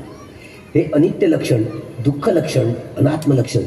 अनित्यानुपस्सी विहरती, दुःखानुपस्सी विहरती, अनत्तानुपस्सी विहरती. आता हे शब्द तुम्हाला बरं विपश्यनेचा अभ्यास, विपश्यनेची शिबिर कोणी कोणी केलेले आहेत? हात वर करा बरं. तुका म्हणे जन्मा आला हेला, ओज वाता वाता मेला. तुम्ही मेल्यावरनं बुद्ध आणि त्यांचा धम्म या ग्रंथामध्ये बाबासाहेब स्पष्ट लिहितात, ज्या व्यक्तीने शिलाचं पालन केलं शिलाचा लाभ होईल. आपल्या मनाला वशमध्ये करण्याचा प्रयत्न केला तर चित्त लाभ होईल. आपलं चित्त विपश्यना करून चित्त नितांत निर्मळ केलं तर दृष्टी लाभ होईल. ज्या व्यक्तीला असा शील लाभ, चित्त लाभ, दृष्टी लाभ झाला तर मरणानंतर सुगती प्राप्त होते. सुगती. आणि ज्यांनी कधी शिलाचं पालनच केलं नाही, शील घात होईल. आपल्या मनाला वशमध्ये करण्याचा कधी प्रयत्नच केला नाही, चित्त घात होईल. आपलं मन चित्त निर्मळ करण्याचा कधी प्रयत्नच केला नाही तर दृष्टी घात होईल. हे देवा मित्र तरी ओरडतं बघा. ज्याने शीलघात झाला, चित्तघात झाला, दृष्टीघात झाला, मरणानंतर दुर्गती प्राप्त होते. म्हणजे काय दुर्गती? हो बाबा, दुर्गती प्राप्त होणं म्हणजे काय? तुम्ही समोर बसले की नाही तर समोर बसणाऱ्यांचे हेच हाल होतात. दुर्गती म्हणजे काय? मरणानंतर दुर्गती प्राप्त होणं. दुर्गती नरक वास. नरक आहे का? तेव्हा आहे का नाही? नरक आहे का? तेव्हा हे बोलत नाही. धम्मचक्र प्रवर्तन आहे. बाबासाहेब आंबेडकरांनी दुसऱ्याला कोणाला जमलाय घटना दत्त स्टेट सोशलिझम. भगवान बुद्धांचा राज्यकर्त्यांनी राज्य करायचं कसं हे कूटदंत सूक्तात जो उपदेश केलेला आहे भगवान बुद्धांनी, महाराज ही प्रजा तुमच्या पुत्रासारखी आहे आणि तुमच्या पुत्राचे अन्न, वस्त्र, निवारा, शिक्षण आणि आरोग्यांची महत्वपूर्ण मूलभूत गरजांची पूर्तता कशी करताय? ही प्रजा तुमच्या पुत्रासारखी आहे. देवो वसतु कालेन सस संपत्ती हेतूच हितो भवतु लोकोच राजा भवती. रोज म्हणताय ना तुम्ही. राजा धार्मिक झालं तरी साऱ्या जमिनींचं, साऱ्या कारखान्यांचं राष्ट्रीयकरण करून सगळ्या लोकांचे अन्न, वस्त्र, निवारा, शिक्षण आणि आरोग्य मूलभूत गरजांची पूर्तता राजा करेल. धार्मिक राजावरून टपकणार नाही. हे भिक्खू संघाला निर्माण करावा लागेल. साधू साधू साधू. मार्गदर्शक म्हणून डॉक्टर बाबासाहेब आंबेडकरांनी या देशातल्या नागरिकांना कधी नाही कधी जाणीव होईल, कधी नाही कधी. म्हणून या तिरंग्यावर 4था रंग कोरला, हा निळा. हे धम्मचक्र. याचा अर्थ माहिती आहे बाबा? हे अशोक चक्र लोक म्हणतात. याचा अर्थ 24 कडे आहेत. हे म्यानमार भाषेमध्ये लिहिले. हेतु बच्चे, आरंभण बच्चे, अधिपती बच्चे, अनंतर बच्चे, समानंतर बच्चे, सहजात बच्चे, अन्य बच्चे, निश्चय बच्चे, उपनिश्चय बच्चे, गुरेजात बच्चे, पच्चजात बच्चे, आसेवन बच्चे, कम्म बच्चे, विभाग बच्चे, आहार बच्चे, इंद्रिय बच्चे, ध्यान बच्चे, मग्ग बच्चे, संपयुक्त बच्चे, विपयुक्त बच्चे, अति बच्चे, नत्ति बच्चे, विगत बच्चे, विगत बच्चे. यो हे 24 कडे आहे. भगवंत ज्या ज्या ठिकाणी जात यो धम्मं जानाति सो पटिच्च समुत्पादं जानाति, यो पटिच्च समुत्पादं जानाति सो धम्मं जानाति. पटिच्च समुत्पाद म्हणजेच धम्म होय.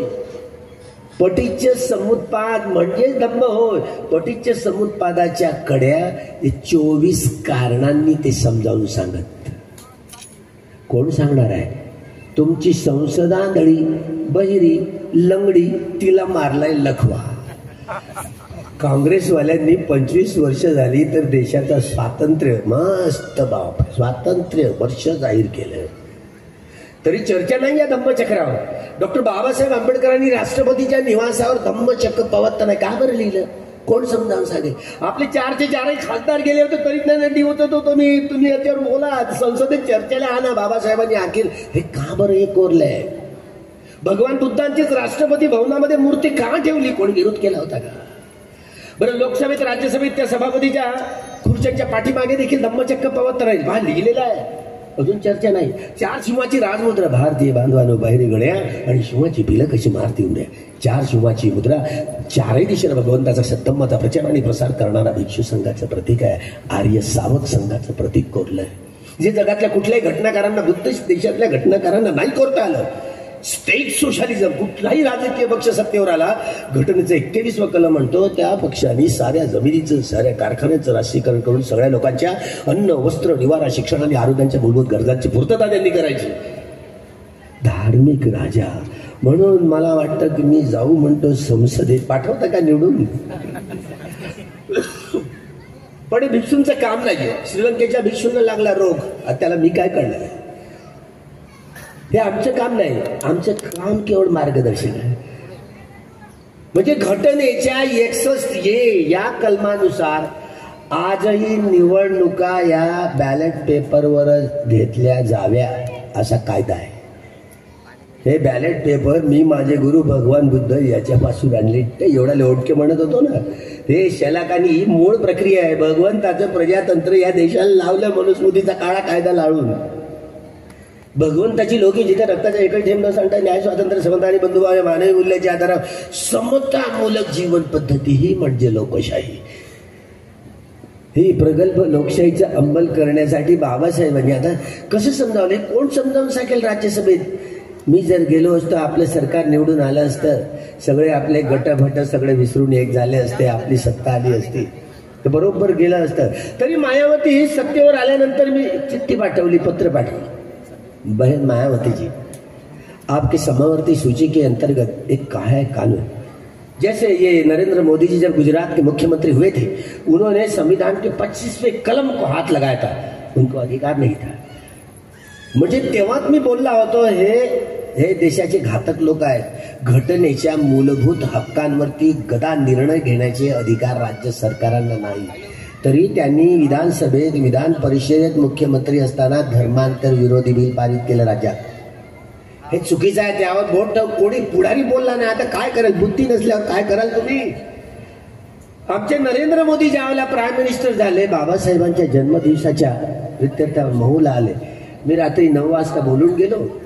हमारे देश के प्राइम मिनिस्टर पहली बार कोई प्राइम मिनिस्टर है तो इस देश बाबा साहब की जयंती के उत्सव पर आए हैं और वो कल धर्मांतरण की घोषणा करने वाले. तर पत्रकारांनी हेरून घेतलं. अरे म्हणते, अरे साहब नरेंद्र मोदी जी, आप तो बाबा साहब के जयंती के अवसर पर धर्मांतरण की घोषणा करने वाले थे. नाही नाही बोले. पोटातलं जे होतं ते बाहेर आलंय की नाही मनातलं. आता त्या दिवशी नालंदाच्या युनिव्हर्सिटी वर्ल्ड हेरिटेज सेंटर जो उद्घाटन करून आले बाबाजी, नरेंद्र बाबाजी, बिहारला नालंदा वर्ल्ड हेरिटेज सेंटर करतील. पण ते महायानांना बसवतील. समजलं? हे लामा लामा लोकांना बसवतील.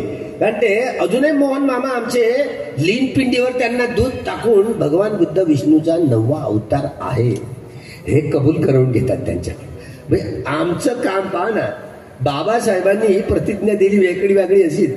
हे भिक्षू संघाने मोठा, अर्षदीप कांबळ्यांनी मोठा मेळावा बोलावला होता. मी असतो तर काहीच खरं नसतं. त्यांना असं उठावं लागलं असतं दलाई लामांना.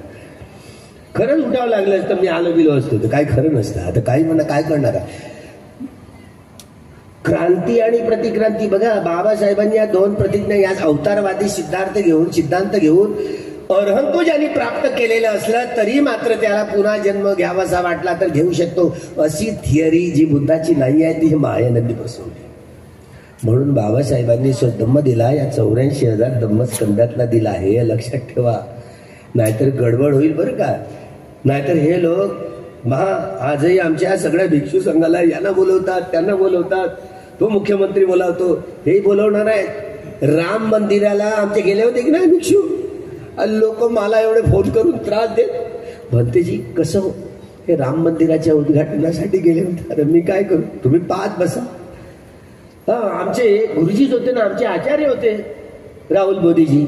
म्हटलं राहुल बोधींना आता कोणती शिक्षा? ब्रह्मदंडाची शिक्षा बरी आहे. काय कराल तुम्ही? आता अध्यक्ष आहे भिक्षू संघाचे, त्या आम्हाला बोलता येत नाही, काय करणार. पण आता या शब्द राम मंदिराच्या उद्घाटनासाठी गेले होते माझे, काय कराल तुम्ही? खरं ते राम मंदिर आहे का? म्हणजे चुकीनं या देशाच्या कसं सेटलमेंट झालं. ती खरं बुद्धभूमी आहे. साकेत नगरीतली ती बुद्धभूमी आहे, ते बुद्ध विहार आहे. तिथे मशिदही नाही, मस्जिदही नाही. पण आता कोण सांगेल, आस्थेवर निर्णय दिला गेला, सबुतावर नाही. आमची केसच घेतली नाही, केस पटलावरच घेतली नाही. आणि सरन्यायाधीश चंद्रचूडांना वाटलं आम्ही आस्थेच्या आधारावर निर्णय द्याल. तो थुंकत आहे, तुमच्यावर थुंकत आहे. हे खरं आहे की घटनेचं 21वे कलम एवढं प्रहार करणार आहे. पण या काँग्रेसवाल्यांना लाजा नाही हो. लाज विकून खाल्ली त्यांनी. 147 खासदारांना निलंबित करून 147 आपलं घोडं दामटलं RSS वाल्यांनी. स्वतः नरेंद्र मोदी कॅबिनेट मिनिस्टर म्हणून विपक्ष तर नव्हता. स्वतः निवडणूक आयोगाचा हा कानून बदलण्यासाठी स्वतः राज्यसभेत लोकसभेत बिल पारित करून कायद्यात रूपांतर केलं. अर्थात 121 या नियमानुसार सुप्रीम कोर्ट प्राईम मिनिस्टर आणि विपक्ष नेता या तिघांत मिळून निवडायचं. पण नाही होऊ दिलं. ते तोडण्यासाठी बिल पारित केलं 147 खासदारांचं निलंबन करून. तेव्हा रस्त्यावर उतरले असते तर काँग्रेसवाल्यांना लाजा करी आहेत का? संविधानाचं रक्षण करतो. काय रक्षण करणार आहे ते? कसं रक्षण करणार आहे? बोंबा आहेत नुसत्या बोंबा. अनुसूचित जातीचा हा आमच्या गवईचाच भाव. गवई आपला भूषण गवई परवा रिजेक्ट केली केस. हे EVMची केस जी ऍडव्होकेट स्मिता कांबळे आपल्या नागपूरची हायकोर्टातली केस, ती सुप्रीम कोर्टात जिथे रिजेक्ट केली, ह्या गवईने रिजेक्ट केली. हे स्वतः आता जो सुप्रीम कोर्ट त्यांनी रिजेक्ट केली. म्हटलं आता सुप्रीम कोर्टाकडून न्याय मिळेल याची गॅरंटी नाही. तो एवढा स्वतः तो एलन मस्क सायंटिस्ट आहे. कितीतरी खेळवणं आहे, ते EVM खेळवणं आहे. त्याला चॅलेंज केलं ना. निवडणूक आयोग काय सायंटिस्ट आहे का? LLB झालेला माणूस नुसता. तो सायंटिस्ट नाहीये. सुप्रीम कोर्ट सायंटिस्ट आहे का? अरे हे सायंटिस्ट म्हटलं एका मिनिटात हॅक करतो. पोरं वाळत होते, सिनेमा पाहत बसले होते ते तिथनं, त्या मशीन मधनं. हॅकिंग करणं नाही तर काय झालं ते. त्यामुळं EVM लादून आमच्या मूलभूत अधिकारांचं हनन करतायत. 14 पासून ते 2004 पासूनच करत आहेत. असा आकडा आता येतोय मोदींचा मुख्यमंत्री बनल्यापासून. त्यामुळे काँग्रेसवाल्यांनीच आणली. तरी तो एलन मस्क कसं म्हणतो, चुकीनं कुठल्याही देशातल्या लोकांनी हिचा वापर करू नये. फेक आहे. मी म्यानमारला जपानला मागच्या वर्षी जाऊन आलो. सायंटिस्ट लोकांना भेटून आले. ही टोटली फेक मशीन म्हणतात, ते वापर नाही करत बघा. आणि आमच्या देशात शेंडीवाल्या जानववाल्या सरकारने निवडणूक आयोगाला हातात पकडून ही EVM लादून लोकशाहीची ऐशी तैशी करून सत्तेवरती आले. म्हणजे आता ज्या हरियाणाच्या निवडणुकीत 14 लाख म्हणजे मतपेट्या बंद झाल्या ना. 14 लाख मतं कुठून आणली? ब्रह्मदेवाकडून असे बटणं दाबून आणल्या का? म्हणजे लोकसभेच्या मागच्या पंचवार्षिक लोकसभेच्या निवडणुकीत 5 करोड लोक पेट्या बंद झाल्यावर ते अतिरिक्त मतदान वाढवताना ते तिकडून ब्रह्मदेवाकडून असे बटणं दाबून आणल्या का? हे गणित कसं सोडवतं बरं? त्याच्यावर उत्तर काय देतो का? तो उत्तर देत नाही. आता सुप्रीम कोर्टाने ढोंग केलाय पुन्हा. आता त्यांनी सरकारवरही नोटीस पाठवली,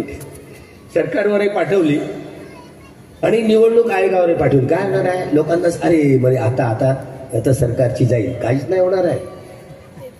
जो हिंमत आहे ना आता ही सुप्रीम कोर्टात, जेव्हा कुठे लोकसभेत राज्यसभेत जर घटनेच्या मूलभूत अधिकारांची पायमल्ली होत असेल तर सुप्रीम कोर्टाला 121 कलमानुसार बजावणार. त्यांना नोटीस ऐकले नाही तर सरकारला बडतर्फ करून ती इमर्जन्सी 6 महिन्यासाठी हुकुमशाह बनवू शकतात मिलिटरी हातात घेऊन. आणि यांना सगळ्यांना कोंबून शांती झाल्यानंतर, शांततेचं वातावरण झाल्यानंतर पुन्हा 6 महिन्यानंतर निवडणुका घोषित करून पुन्हा या देशाचं संरक्षण करणं कायद्याच्या बाजूनं त्यांच्या हातात असतं. पण सगळेच भ्याड आहेत ना, सगळेच भ्याड आहेत. आणि पुन्हा महाराष्ट्रात आता हे EVM हॅक होऊन आता मतदान होणार. उद्यापासूनच मला वाटतं 30 ऑक्टोबरला काहीतरी भारत बंदचं आवाहन करतायत. EVM हटा. महाराष्ट्रातल्या निवडणुका EVM वर झाल्या तर BJPच निवडून येईल. ते काय घोटाळा करतील, कारण अतिरिक्त मतदान आजपर्यंत झालं तो विचारलं तर काही उत्तर दिली नाहीत ना, निवडणूक आयोगानंच दिली नाहीत. एकदा मतपेट्यात बंद झाल्यानंतर येतात कुठून अतिरिक्त मतं. त्यामुळं हे साधर्म्य आहे. महाराष्ट्रात जरी या निवडणुका झाल्या तरी काँग्रेसवाले आले तरी हे घटनेची सुरक्षा करणार नाही, बीजेपी वाले आले तर ते तर मरगडायच्या मार्गावर लागले. हे आपले मित्र नाही आहेत, पण शत्रूचा शत्रू मित्र. म्हणून दगडापेक्षा वीट मऊ म्हणून आपल्या लोकांनी म्हणजे वंचितला देण्याचे तर लोकांना काँग्रेसला निवडून दिलं बघा. म्हणजे उलट भीमा आमच्या उरावर येऊन बसतील म्हणून शेंडीवाले. म्हणून काँग्रेसवाल्या याचा अर्थ अरे वंचित आघाडीचं मतदान कमी झालं म्हणजे काय, पण आपली तिसरी आघाडी अजून एवढं हंटे दंटे पचून सगळ्या प्रगतिशील ताकदी आपण एकत्र येत नाही. अनुसूचित जाती जमाती ओबीसी अल्पसंख्याकांचा असा मोर्चा बनवू शकत नाही तर आपली राजकीय दृष्टी कुठे गेली. आपल्याला हे राज्य स्टेट सोशलिझम स्थापित करण्यासाठीची राजकीय दृष्टी गेली कुठे हे आम्हाला सांगण्याची गरज उरेल काय. म्हणजे दोन व्यक्ती एक नाही, एकीत एक नाही ना. एका संघटनेत एवढे 3-13 नवाडे एकाच कोणी एक ऐकायला तयार नाही आहे, अशी स्थिती आहे. आता कसं करणार आहात तुम्ही एवढा मोठा बाबासाहेबांचा हा गाडा पुढे नेण्यासाठी. मी म्हणून वारंवार भंते ज्ञानज्योती आगे बढ़ो हम तुम्हारे साथ है. माझ्या नावाचं मी एक संघटन मी कांशीरामजींना तरी म्हणालो होतो, बहुजन समाज पार्टी निर्माण करू नका, रिपब्लिकन पार्टीचाच ठेवा. बहुजन समाज पार्टी निर्माण केल्यानंतर तुमची घटना कोणती आहे, रिपब्लिकन पार्टीची घटना तीच आमची घटना. एक गट पुन्हा म्हणाले असते, पण किती तुकडे तुकडे झाले. या तुकड्याला जोडायचं कसं, सगळ्यांपुढे प्रश्न आहे की नाही. कसं जोडता येईल, कोणत्या आधारावर जोडता येईल, घटनेच्या नियमांच्या आधारावर. आजपर्यंत बाबासाहेबांच्या समता सैनिक दल असो, पीपल्स एज्युकेशन सोसायटी असो, दी बुद्धिस्ट सोसायटी ऑफ इंडिया असो वा रिपब्लिकन पार्टी ऑफ इंडिया असो, या सगळ्याच संघटनांचे सगळेच पुढारी त्यांच्या नीती नियमांनी वागले नाहीत. एवढं मोठं आरोपपत्र आहे बाबासाहेब. म्हणून या सगळ्या तुमच्या अनुयायांनी तुमच्या संघटनांची वाट लावली. ऐका बाबासाहेब, तक्रार आहे तुमच्या अनुयायांची, तक्रार तुमच्याकडे करतोय. तुम्ही यांना सद्बुद्धी द्या.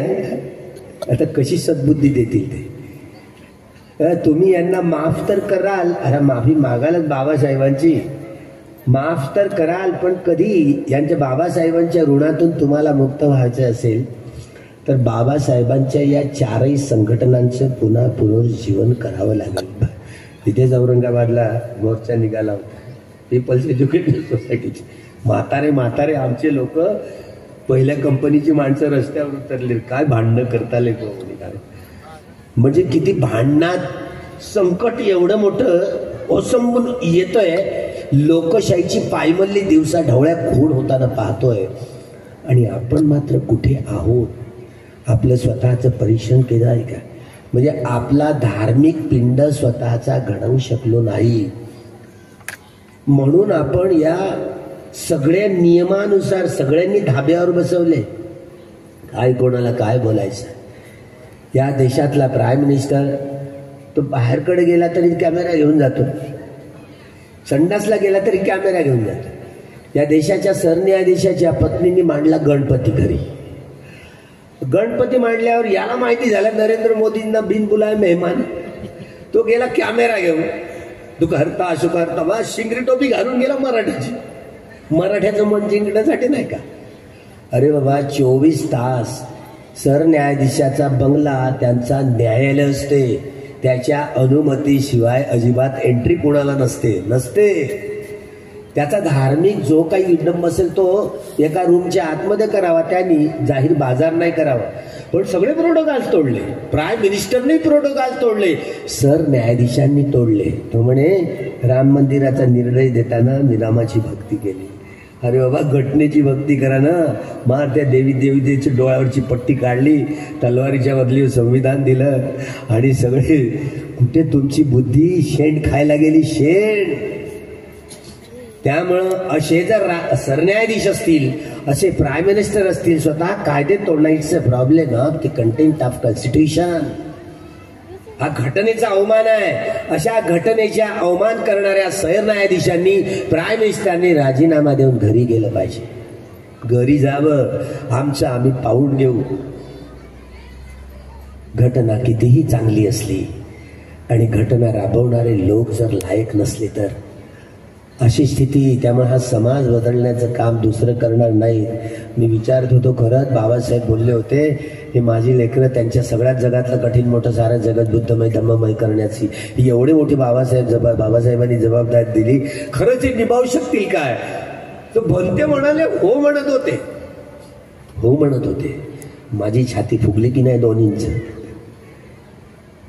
बाबासाहेब मरण पावल्यानंतर ते तुषिता देवता लोकांमध्ये गेले आणि त्यांचं नाव आता सुदर्शन आहे. हे खरं आहे का हो? असं जेव्हा विचार, आपल्याला काय माहिती, आपण मानतो, आपल्याला जाणता येत नाही ना. त्यांच्याकडे दृष्टी असते, ती अर्हत्व प्राप्त झालेले, त्यांच्याकडे पुढे निवासानुसार ज्ञानाची दृष्टी असते. त्यांनी अर्हत्व प्राप्त केलं असतं, त्यांनी अभिज्ञा प्राप्त केलेली असते. ते टावरमध्ये असतात, आपण मानतो केवळ, जाणता नाही. तर जाणकार व्यक्तीवरून विचारलं, 15 मिनिटानंतर ते हो म्हणाले. त्यांचं नाव खरंच हा सुदर्शन आहे का? तो हो म्हणाले. मी माझा विश्वास बसला, तुम्ही काय म्हणा? मी असे हात जोडून वंदन केलं, त्यांच्या पायावर डोकं ठेवलं आणि त्यांच्या मुके घेतले. मुके माझा विश्वास, तुम्हाला किती उचलून आपटून मी सांगितलं तर तुम्ही विश्वास ठेवाल का? कोण पाहायला जात? म्हणजे मिथ्या धारणा घेऊन बसतो. संबोधी ज्ञानाची धारणा ही सायंटिफिक धारणा, सायंटिफिक विज्ञानाची वैज्ञानिक धारणा, तिला सीमा असते, ती बदलणारी असते. पण संबोधी ज्ञानाची धारणा ही तंतोतंत सत्य असते, परिपूर्णता साठवलेली असते. ही परिपूर्णता, परिशुद्धता हेच धम्मातलं सौंदर्य असतं. धम्म साहित्याचं सौंदर्य या साहित्यिकांना प्रसवता आलं.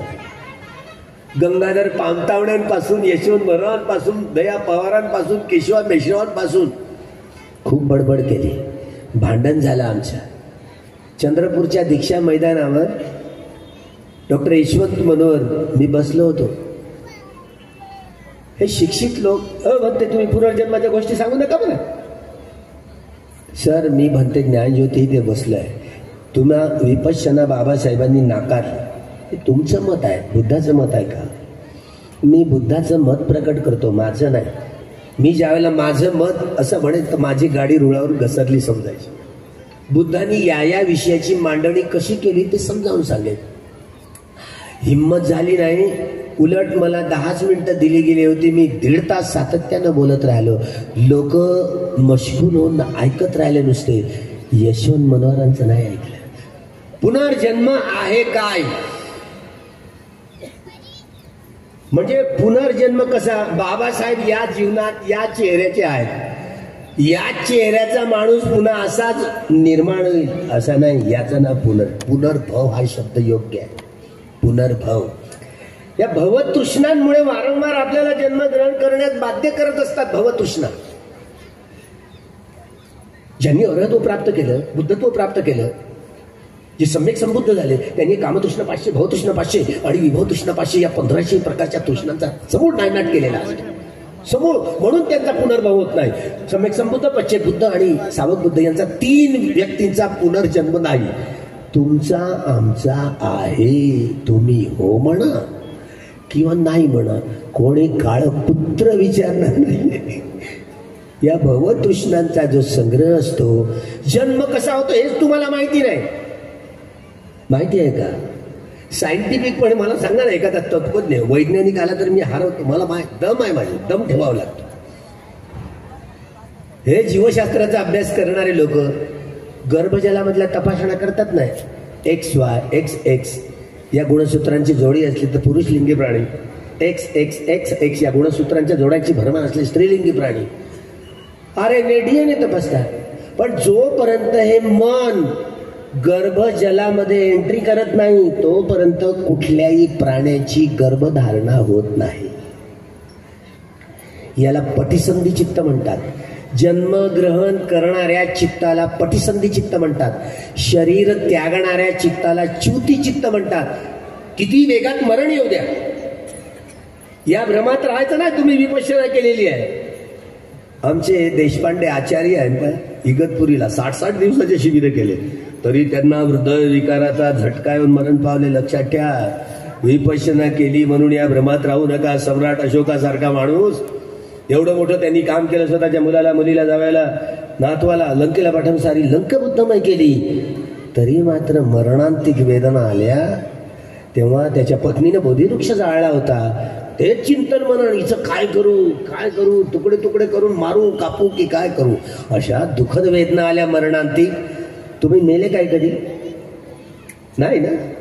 हे म्हणून विपश्यना करावी लागते. वेदनांच्या उत्पत्तीचा क्षण, वेदना जोपर्यंत राहतो तो जीवन काळ आणि वेदना भंगत्वास पावते, हे सूक्ष्म दर्शन आहे जन्म, जगणं आणि मरण्याचे.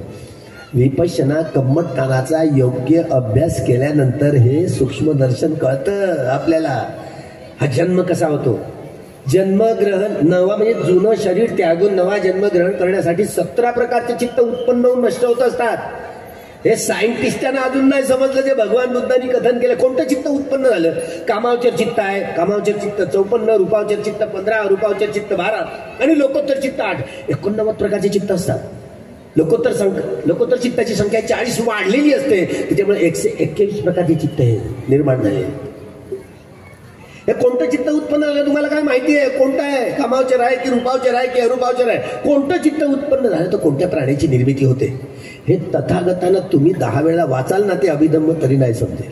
तुम्हाला माझ्याकडे यावं लागेल समजून घेण्यासाठी. धम्म म्हणजे पोरखेड नाही आहे, माराविरुद्धची प्रचंड लढाई आहे. त्यामुळं 68 वर्ष झाले तरी धम्म मार्गावर चालत आहोत असं आपण म्हणतो. पण एकही व्यक्ती जर श्रोतापन्न नसेल, सकदागामी नसेल. भगवान बुद्धांच्या कालखंडात 25 वर्षावर श्रावस्तीला केले. त्या श्रावस्तीत 1,49,000 तुमच्यासारखे पांढरे वस्त्रवारे लोक अनागामी फळापर्यंत पोहोचले होते.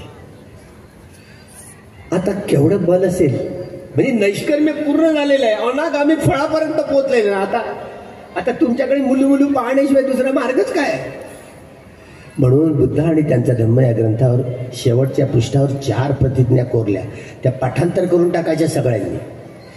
4 प्रतिज्ञा धम्म प्रचार आणि प्रसार करण्यासाठी. पहिली, ही जीवसृष्टी आहे असीम आणि प्रतिज्ञा आपण करूया साऱ्या प्राण्यांना या भवसागरातनं, दुःख सागरातनं पार करण्याची, सगळ्यांना दुःखातून सुटका करून त्यांना अंतिमतः निर्वाणाचा साक्षात्कार करण्यासाठी मार्गदर्शकाची भूमिका वठवायची. सैद्धांतिक आणि व्यावहारिक पक्ष योग्यपणे प्रतिपादित करता आला नाही, सुआख्यात करता आला नाही, सुस्पष्ट करता आला नाही. कसा आपल्याला सद्धम्माचा प्रचार आणि प्रसार करता येईल हे त्या अनंत 6 प्रकारची अभिज्ञा प्राप्त करणाऱ्या व्यक्तीला हे अवगत होतं. म्हणून ते प्रचार प्रसार करू शकले. हे बल आपल्यामध्ये आलं पाहिजे. दुसरी प्रतिज्ञा, आपल्यामध्ये असंख्य दोष आहेत. तेव्हा आपल्यामध्ये उपाशिका बोलतात हल्ला गुल्ला तेव्हा तिकडून बडबड करत चालल्या. दुसरी प्रतिज्ञा आहे, आपल्यामध्ये असंख्य दोष आहेत. कामतृष्णा 500, भवतृष्णा 500 आणि विभवतृष्णा 500. प्रतिज्ञा आपण करूया सारे दोष काढून टाकण्याची. आम्ही लहानपणी काय करायचो, आंब्याच्या कोया भाजून काढायचं आणि मग पाण्यात म्हणजे कडू जा, गोड ये रागा, हे द्वेषा, हे मोहा, हे कामतृष्ण, हे भवतृष्ण, हे विभवतृष्ण चालली जाणं, कशाला इथे राहते असं म्हणून जाणार नाही. विपश्यना या कम्मटतानाचा योग्य अभ्यास करूनच अनित्य लक्षणाच्या, दुःख लक्षणाच्या, अनंत लक्षणाच्या आधारावर रिमूव्ह करावा लागेल. तेव्हा कुठे हे सद्धम्माचा प्रचार आणि प्रसार करण्याचं बल बुद्धिगत होतच. तेव्हा तुमचा खऱ्या अर्थानं बाबासाहेबांच्या ऋणातून तेव्हा मुक्त होता येईल. तिसरी प्रतिज्ञा, अनंत सत्य आहे आणि प्रतिज्ञा आपण करूया एक सत्य जाणून अंतिम सत्य जाणण्याची. काय म्हणतो हे लोकीय सत्य म्हणजे परमार्थ, हे सत्य ज्याला अठ्ठकलाप म्हणतात, हे भौतिक सत्य. आणि भौतिकेतर लोकोत्तर सत्य निब्बाण परमण, हे प्राप्त करण्यासाठी शेवटची प्रतिज्ञा, भगवंतांचा मार्ग हा अतुल्य आहे, तुलना करता येत ना, प्रमाण बुद्ध. प्रतिज्ञा आपण करूया एक मार्गाचे एक अंग योग्यपणे चालता. अर्यो अठ्ठंगिको मग्गो मज्जिमा पटिपदा. 4 सतिपट्टान हा मध्यम मार्ग आहे, 4 सम्यक प्रदान हा मध्यम मार्ग आहे, 4 इद्दीपात हा मध्यम मार्ग आहे, 5 बल हा मध्यम, 5 इंद्रिय हा मध्यम, 7 भोजंग हा मध्यम मार्ग. अर्यो अठ्ठंगिको मग्गो हा मज्जिमा पटिपदा आहे. अनित्य ज्ञानाच्या आधारावर अनित्याचा बोध करून बोधिज्ञान धारण करण्याची प्रक्रिया, दुःख ज्ञानाच्या आधारावर दुःखाचा बोध करून बोधिज्ञान धारण करण्याची प्रक्रिया, अनंत ज्ञानाच्या आधारावर अनंताचा बोध करून बोधिज्ञान धारण करण्याची प्रक्रिया, ही बोधिज्ञानाचं मर्म आहे.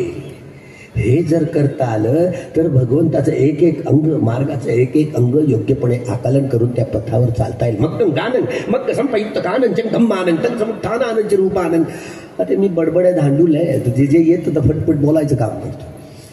तुम्ही विपश्यना केलीच नाही, ते सगळं वरून जातं, काहीच समजत नाही इथलं. ज्या या मार्गातले 10चे 10 अंग, संमर्शन ज्ञान, उदय ज्ञान, भंग ज्ञान, भय ज्ञान, आदिनव ज्ञान, निब्बिदा ज्ञान, मुंचित काम्यता ज्ञान, पतिसंख्या ज्ञान, संखारोपेक्षा ज्ञान, अनुलोम ज्ञान. 10 ज्ञानाच्या टप्प्यातनं जावं लागतं. विपश्यनेचे 10 ज्ञान आहेत.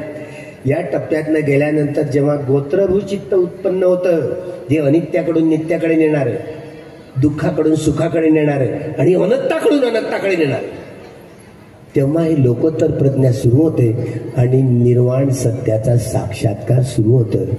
हे रूपातीत, तरंगातीत, वेदनातीत हा प्रभाव ज्यांनी काढला तरच या 4ही प्रतिज्ञांची परिपूर्णता आपल्याला साध्य करता आली, तरच सद्धम्माचा प्रचार आणि प्रसार करण्याचं सामर्थ्य आपल्यामध्ये येतं. त्याशिवाय नाही येणार. म्हणून या सगळ्या गोष्टी या पवारण्याच्या, आणि पवारणात म्हणजे परिशुद्धी, याची परिपूर्णता आपण गाठण्यासाठी ठिकठिकाणी हे शिबिरं भरवायचे. 10-10 दिवसाचे सगळे आपले वकील, प्रोफेसर, प्राध्यापक, न्यायाधीश या सगळ्यांची बैठक इथे एकदा बोलवायची आणि या सैद्धांतिक थिअरी देखील नीट समजावून घ्यायची. नाहीतर आपल्या मनात जसं येतं तसं तुम्ही सांगत फिरताय, बरोबर नाही. सामाजिक स्वास्थ्यासाठी हे हानिकारक आहे. एक धम्मस्कंद स्वतःमध्ये एवढा परिपूर्ण आहे. म्हणून ही परिपूर्णता जाणण्यासाठी तुम्ही 7 किमान एका हप्त्याचे शिबिर ग्रहण करा. सगळी बुद्धिवादी लोक कमीत कमी एका ठिकाणी, जे नाही आलं तर विचारा ना, मी आहे ना, मेलो नाही अजून. ही थिअरी देखील आणि व्यावहारिक पक्ष देखील योग्यपणे समजावून घेण्याचं साधर्म म्हणून मी 7व्या संगायनाची घोषणा केली. 2025 आणि 2026 संपूर्ण भारतभर 18 देशाचा भिक्षू संघ फिरणार आहे. होऊ शकते माझ्या संपर्कात आहात, जेव्हा एक दिवस तरी तुमच्याकडे येणं होईल का याचा विचार करेन आणि सगळ्या 18 देशातला भिक्षू संघ होऊ शकतं या ठिकाणी, ज्या ठिकाणी इंग्रजांच्या कालखंडात बुद्धाची मूर्ती बनली, मी सांगेन त्यांना. आणि तसा एखादा दिवस मिळाला तर घेऊन पण येऊ शकतो. मात्र 2 वर्ष हे संपूर्ण संगायन झाल्यानंतर, संगायन, सुत्तपिटक, विनयपिटक, अभिधम्म, त्यानंतर 7वं संगायन, कारण धम्म धारण करण्यामध्ये विभिन्नता आहे. ही विभिन्नता संपून एक वाक्यता यावी यासाठी 7व्या संगायनाची गरज आहे. एखाद्या अरहंतांना शोधावं लागेल, अरहंतांना विनंती करावी लागेल आणि या 7व्या संगायनाची तयारी करावी लागेल. जे लोक तन, मन, धन आणि संपूर्ण जीवन यासाठी अर्पण करतात ते धन्य होत. हे पुण्यकर्म संग्रहित करण्याचं बल 2 वर्ष तुम्ही खूपच जागृत राहा. कारण संगायनाची तयारी करेल ते नागपूरला होईल की बोधगयाला होईल मला नाही सांगता येईल. ज्यांचं पुण्य तगडं त्यांच्याकडे ते खेचून घेता येईल. पहा, तुमचं पुण्य तुम्हाला खेचून घ्यायचं असेल तर आमच्या संपर्कात राहा. त्या संगायनाची तयारी मी करणार आहे आणि 18 देशातला भिक्षू संघ जवळपास एक वाक्यता, ज्यात स्थविरवादी जो 84,000 धम्मस्कंदांमध्ये हे संपूर्ण प्रतिष्ठित असलेला जो भिक्षू संघ जो कथन करणारा, त्या देशातले वेगवेगळे जे ओरिएंटर्स असतात त्यांच्या माध्यमातून हा सगळा संघ फिरणार आहे. ज्यांना यामध्ये प्रामुख्यानं 2 डिसेंबर ते 12 डिसेंबरपर्यंत बोधगयेला चॅन्टिंग आहे, सुत्तपठण आहे. आपण त्या ठिकाणी येण्याचं करावं, जेणेकरून त्या सगळ्या स्तंभची, सगळ्या टीमची आपल्याला भेटीगाठी करून देईल, जेणेकरून देशी विदेशी सगळ्या भिक्षूंचा आणि सगळ्या उपासक उपासिकांचे आपले संबंध परस्पर वाढतील आणि ज्यातून आपला हा रथ आपला बाबासाहेबांचा पुढे नेता येईल. एवढं पुण्यकम्म करण्यासाठी आपण त्याग करावा असं आवाहन करतो. आणि याच ठिकाणी सांगतो, मनमाळाची ही सगळी मंडळी वाट पाहत आहे, मनमाळाचे लोक आलेले आहेत. मी याच ठिकाणी सांगतो, बुद्ध धम्म संघाच्या प्रभावानं आपलं सर्वांचं मंगलो, सर्वांचं कल्याणो, सर्वांचं भलो. नथी मे शरणं अय्यं बुद्धो मे शरणं वरं धम्मो मे शरणं वरं संघो मे शरणं वरं इतिरेण सच्चवचेन भवतु ते जय मंगलम् इति। एक शरण है बुद्ध की, एक शरण है धर्म की, एक शरण है संघ की, और शरण नहीं कोई।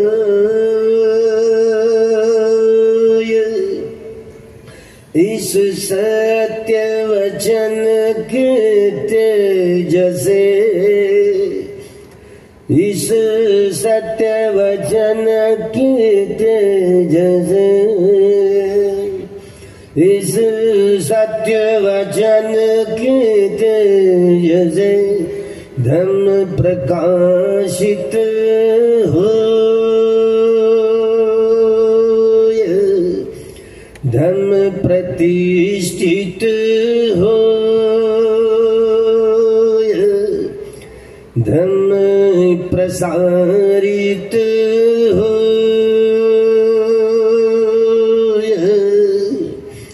भवतु सर्वमङ्गलं, भवतु सर्वमङ्गलं,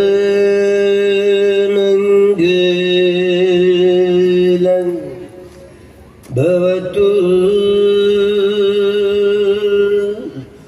सर्वमङ्गलम्।